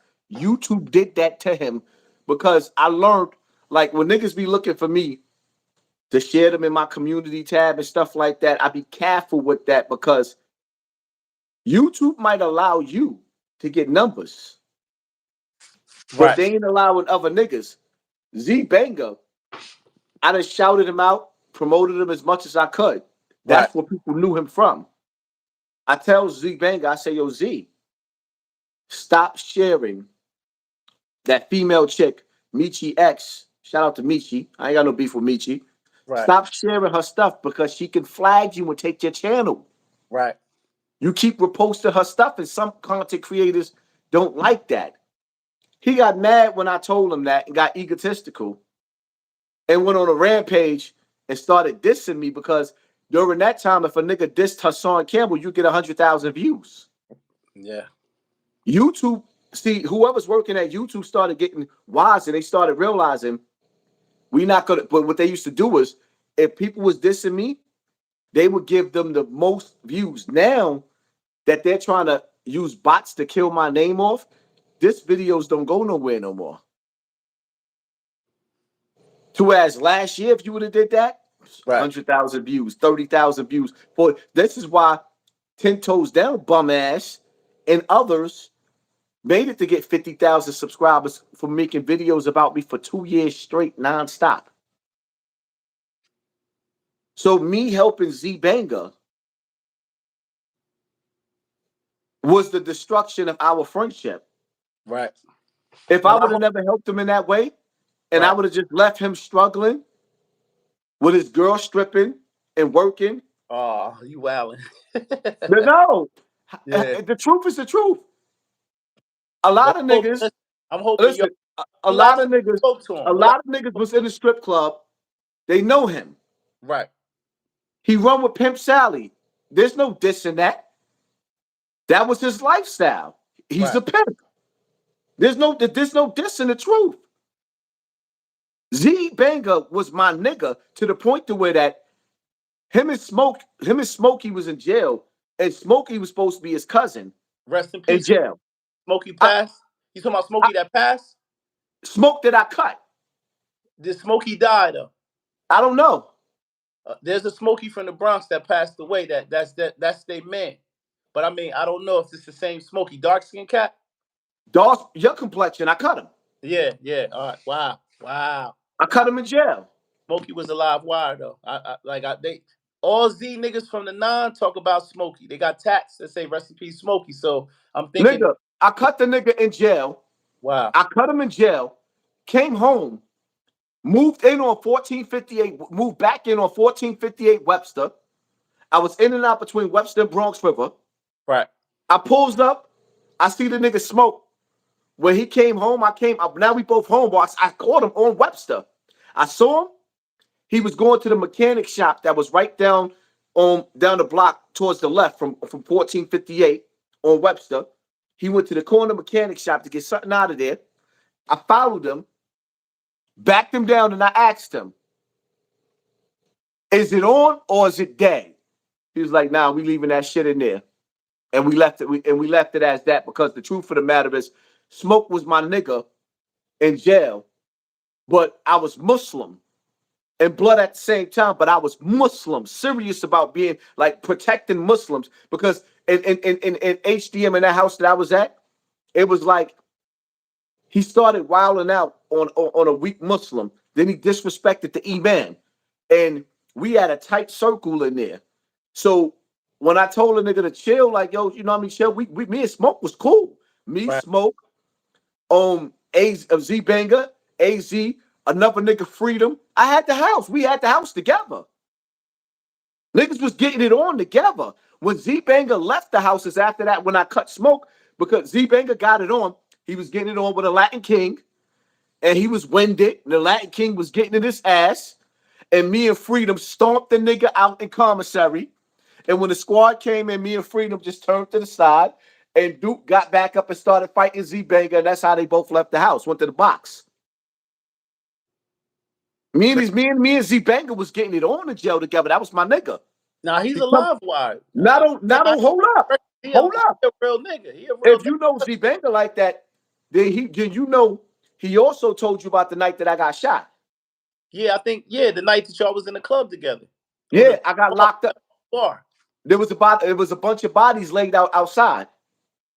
Yeah, I don't think he went federal and told me about no bodies though. They didn't die. They was laid out. Okay. One nigga, one of the dudes that got shot Right. left the hospital because he was on parole and he didn't want to get violated. So in the mix of three of them went to the hospital, and when the police started going around and started doing what he doing, one of them blew it out of the hospital. Right. I got charged with shooting three niggas, and I got handcuffed to the bed. Z Banger. Right. I think y'all told the story on I YouTube. got spot. Right. Yeah, shit was real. Right. Yeah. But nah, I Shit hope was I hope real. y'all two brothers. I don't know the last time you spoke to him, but I hope y'all can work it out, bro. Like, you know what I'm saying? Because Listen, my whole thing is like this, right?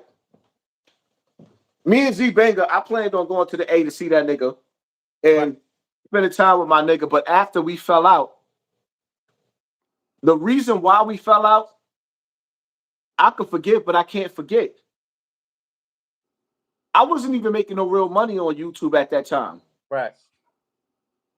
We fell out, and I didn't even know that you could make the type of money during them days, and we fell out over pennies. Right. Now just imagine, he didn't fall out with me when I was making $40 and $50 and $60,000 a month. Once Whack 100 and them niggas came into play to the door, and they put the spotlight on me.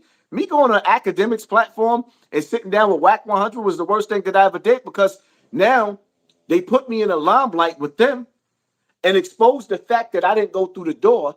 So now the salary that I used to, if I was like, listen, I would have been a multimillionaire right now if I didn't sit down with them. I Right. was quiet on the low. Stop wanting Yeah. to sit down when listen, when you get in the bag on your own and you didn't go through that door, I'm telling everybody, stay away from the industry niggas. I was making more money than rappers. Sitting in my house during the pandemic. These niggas was sitting in their house doing no shows mad. Right. Niggas was broke. I watched damn near every rapper, The Game, Jada Kiss, all them niggas was sitting up there trying to sell an internet mix 6 CD to up and coming rappers. And they was jerking niggas. And I'm sitting up there laughing. Wow. Oh, I just got a $25,000 check, $29,000, $33,000, $40,000 check, $50,000, $53,000, $58,000, $62,000. My money was running wild. And then I went and I sat down. Now you notice my pre-recordings was that was getting me that money. I'm putting up pre-recordings now. Them shits ain't doing 100,000 views no more. It's not that people stop watching me. It's that they're rigging my shit. Like, first and foremost, for me to go live on YouTube and only have 2,200 people in the building right now, it's disrespectful. Yeah. It's disrespectful. Right. What was your last live numbers? You usually get up to around 6, 7. The last live I had, when it ended in my algorithm in my own creative studio, it showed me that it ended with 60,000 views. Right. When I looked at YouTube, it showed me I had no views. I had no views and 3,000, 4,000 likes. Crazy. So it started my views all over. Yeah, this is what they're doing. So listen, in closing, right? You're not seeking no podcast deal. You doing everything from the muscle. You ain't My seeking. whole thing is, listen, it's not that I won't take a podcast deal. Right. If you want to give me a podcast deal and you're not talking to me, if you're not talking about some millions, don't waste your time. If you're not going to give me millions, because at some point in time now, I'm to the point to where that I'm going to start taking my show on the road now, where Right. I'll start doing events, my own events, get my own security, and people could come see me have these conversations live. Right. And eventually what I'm going to do is I'm going to start having rappers like yourself perform your songs there too. Let's get it. That's one of the things that that I wanted I really, really wanted to do with the dude Five Guard that I was dealing with. Because that song Can that he had, that ever be Black repaired? Lives, Can that ever huh? be repaired? I used to like you and Five Guys dynamic. Can that ever be repaired? I mean, after I stab him up a couple of times. Ah. Now No, I'm just joking, YouTube. I'm just I know you. joking. I know you. I know what I'm saying, but that can't ever. Because I mean, I see that he's still going on with his channel. He trying, he out here. I see him putting up content, and every now and then I click on some of his content and see how he carrying it. You know what I mean? But I just wanted to know, like, because I mean, you put together a mean team between you had Five Guys shooting for you, you had the boy Gotti. You know what I'm saying? I want to say China Brim. Did you rock with China Brim? You was just on live with some, right? Oh You five. know, China Brim hit me up. He called me on the phone, and I don't even know how the hell he had my number. But I'm like, who the fuck is it? He's like, you know who this is? And he started telling me, like, not for nothing that the Right, 10 toes down nigga is calling people around and they're mass flagging your channel. right, So that let me know to be on my P's and Q's and watch what I say, because you'll monetize your videos, your lives, and your videos, and they'll listen to keywords that's being said that goes against YouTube's own community guideline, and then you'll find yourself after a while, YouTube will take your own monetization, so they know what they're doing. right. They'll sit up there, oh, go live, go live, go live. Some of these people that be texting me and telling me to go live, they want me to go live because they want to see if the bots that they're putting on my channel is working. Wow. Now, the key to it is if I go put some bots back on my channel to make my number. Notice how the live just reset when I said that? Definitely. Did you Yeah. see that? Wow. They putting bots on my channels, and now the crazy part about it is when you seen the live do that, it started over. Now it's saying that we 14 seconds in, like it's a new live. That's crazy. So it restarted. Absolutely. I So still now see it at the time though. It say 129, an hour 29. I don't know. It's just I see the time up there. We've been on it. on my Break, side, if I screenshot it right now, huh? it says that we got 34 seconds in. If I screenshot it, that's what it says. Wow. So 34 seconds in. so this live is over. Will it be one just big live or are they gonna break it up? Nah, it should be one big live, but for the most part, we'll see. And Right. y'all stay tuned because we will be working together again. Right. And Yo, this was dope, Haas, and we freestyled it. Like niggas, I don't got no pen, no paper. This is just this was some good shit right here, bro. I appreciate you, man. Like, you know what I mean? Like I told y'all before, man, I want to thank Haas for always giving me an opportunity, helping me grow my channel, helping me introduce myself to his audience. Don't forget to follow You Better Not Lie podcast. Don't forget to continue to follow Hassan for all the great content and the raw perspective that he gives. I mean, without him on YouTube, man, YouTube would be boring, man. Let's keep it tall. You know what I mean? So I definitely appreciate that.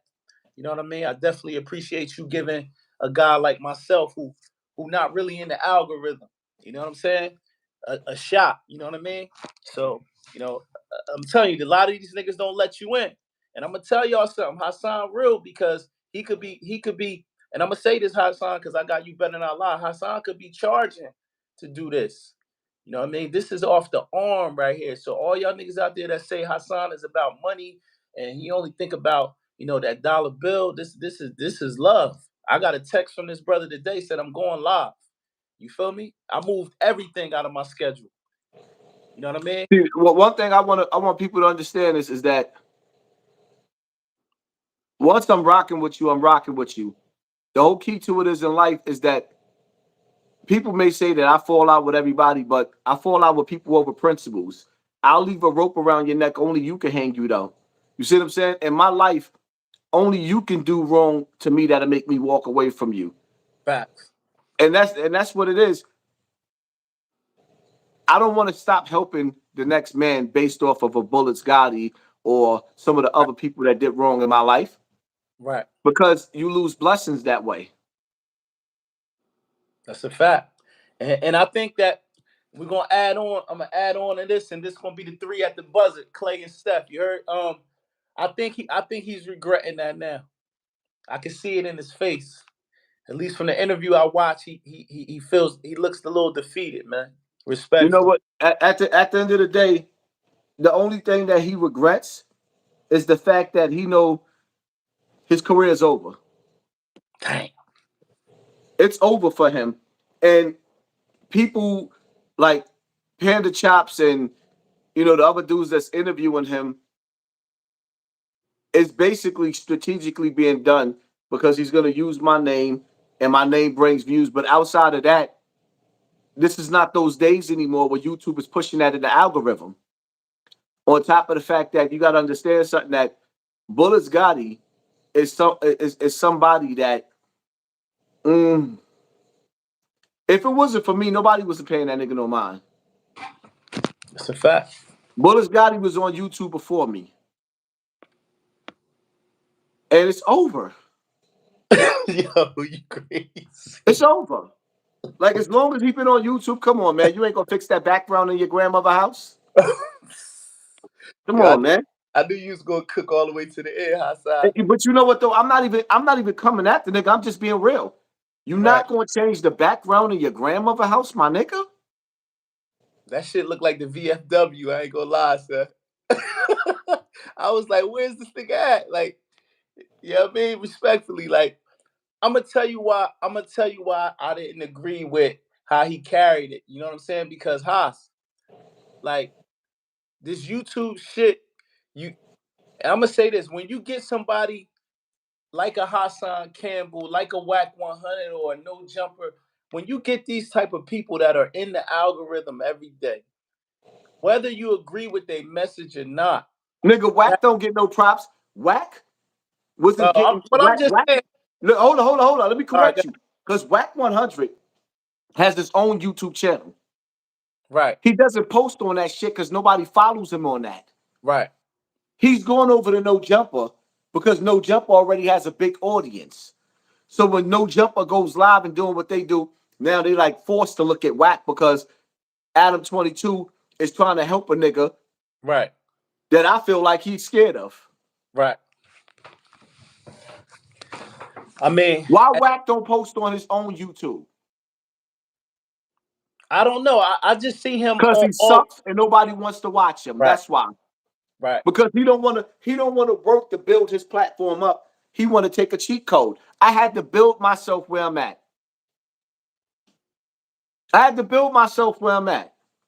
Yeah.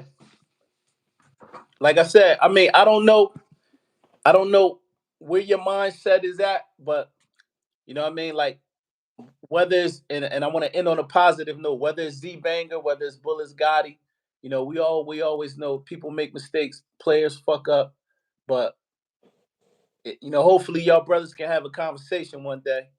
You know what I mean? Oh, we Because did. No. Me and Z had a conversation okay, a couple of months ago, maybe right, about 6 months ago. He hit me up. He told me what his biggest check was on YouTube. He said he always wanted to call me and tell me he right. started doing real good, He and did, he know I was responsible for that.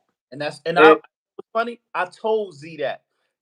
I told Z, I said, Z, if it wasn't for Haas, none of us, even me, I got monetized once I started. You interviewed, you pushed me right over to monetization. I had like 500 or 600 people that I needed. I did a live with you. Boom, they came in 2 days later. Boom, I monetized. So for that, I told him, I said, I can't then go against somebody. You know what I mean? but you know what though? I'd rather stay out of it with And y'all. you know what? And when I speak, and I'm glad you said that because people sit up there and say I don't never help nobody. Nah, you But definitely help. I never even told people what me and you did together Right, and what I did on your platform and you getting monetized. And there's so many other channels that right. I did what I did for. I'm never going to get credit for it. And I don't even want the credit. What I want is the loyalty. That's all. Right. And that's why I told Z, I said, look, you and Haas going through it, I'm going to stand down. I said, because I got love for you and I got love for him. I said, at the end of the day, this ain't about me and Z's friendship. This is about business. And at the end of the day, I know how this YouTube shit is, man. Like, you know what I mean? This shit is like striking lightning. You could go to sleep and wake up viral one day. You feel me? But if you burning bridges along the way, then it's just gonna be that much harder to get what you got to get out of life. You know what I'm saying? And I just feel like if y'all ain't shooting at each other and y'all ain't fucking each other girls, then a conversation can happen. You feel me? No, you That's know what? how, Like I said, I had a conversation with him. It's just that there was no right, reason for me and him to be beefing, right. especially after I helped him. It's like how you decide that I'm going to be your enemy after I helped you. I didn't do you wrong. Yeah. Nah, because you got him monetized within weeks. A week. I was on the phone with him every day. He did 3,000 in a week. That's why I told him when he said, yo, nah, Graham. I'm like, yo, bro, you good. You can live a good life. Just all you got to do is play your position. And I'm going to keep it tall because I'm so real that, you know, tomorrow when I find time, me and him going to get on the horn because I don't want him to think that I'm doing nutty shit. It's just that these are Nigga, conversations we didn't diss I him. had Nobody said we didn't. about 2 years. Nobody said nothing wrong about him though. I know, but at the end of the day, you know how niggas is, because niggas in the comments like, yo, tag Z. You know how niggas try to act like we going crazy on Z. And we not. I would tell Z, if Z was sitting at this table, I would tell him everything I said tonight. And it's like, the same thing I'm telling you, Haas, me and Z had on the phone. Z told me I love Z. He said he ain't fucking with me. Z blocked me.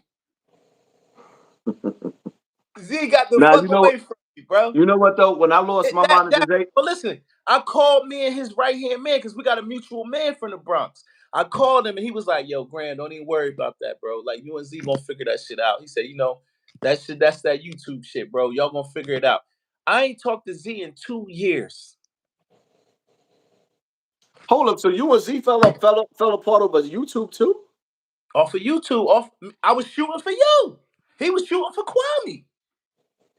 I told him when he called me, like I'm shooting for Kwame. I said I'm shooting for Haas. I ain't going nowhere. I'm here. You know what I mean? Wow. I'm shooting for Haas. You know, but you know it's crazy though, because he shouldn't be mad at you at this point because when I lost my monetization, he told me, he was like, "You gonna get it back, but you got to delete all your videos." Right. He said, I lost my monetization before and he denied me. He said I had to delete. And Right. my conversation with him is the reason why I deleted all my videos because he let me know they're not going to let you get your monetization back because there's videos. First of all, when YouTube took my monetization, they didn't tell me why they took it. Right. They left whatever they felt was the reason why they took my videos on my page. That's why I took everything off. Right. And on top of the fact that my page was shadowed. Right. Lily took everything down off my page so that nobody could flag me.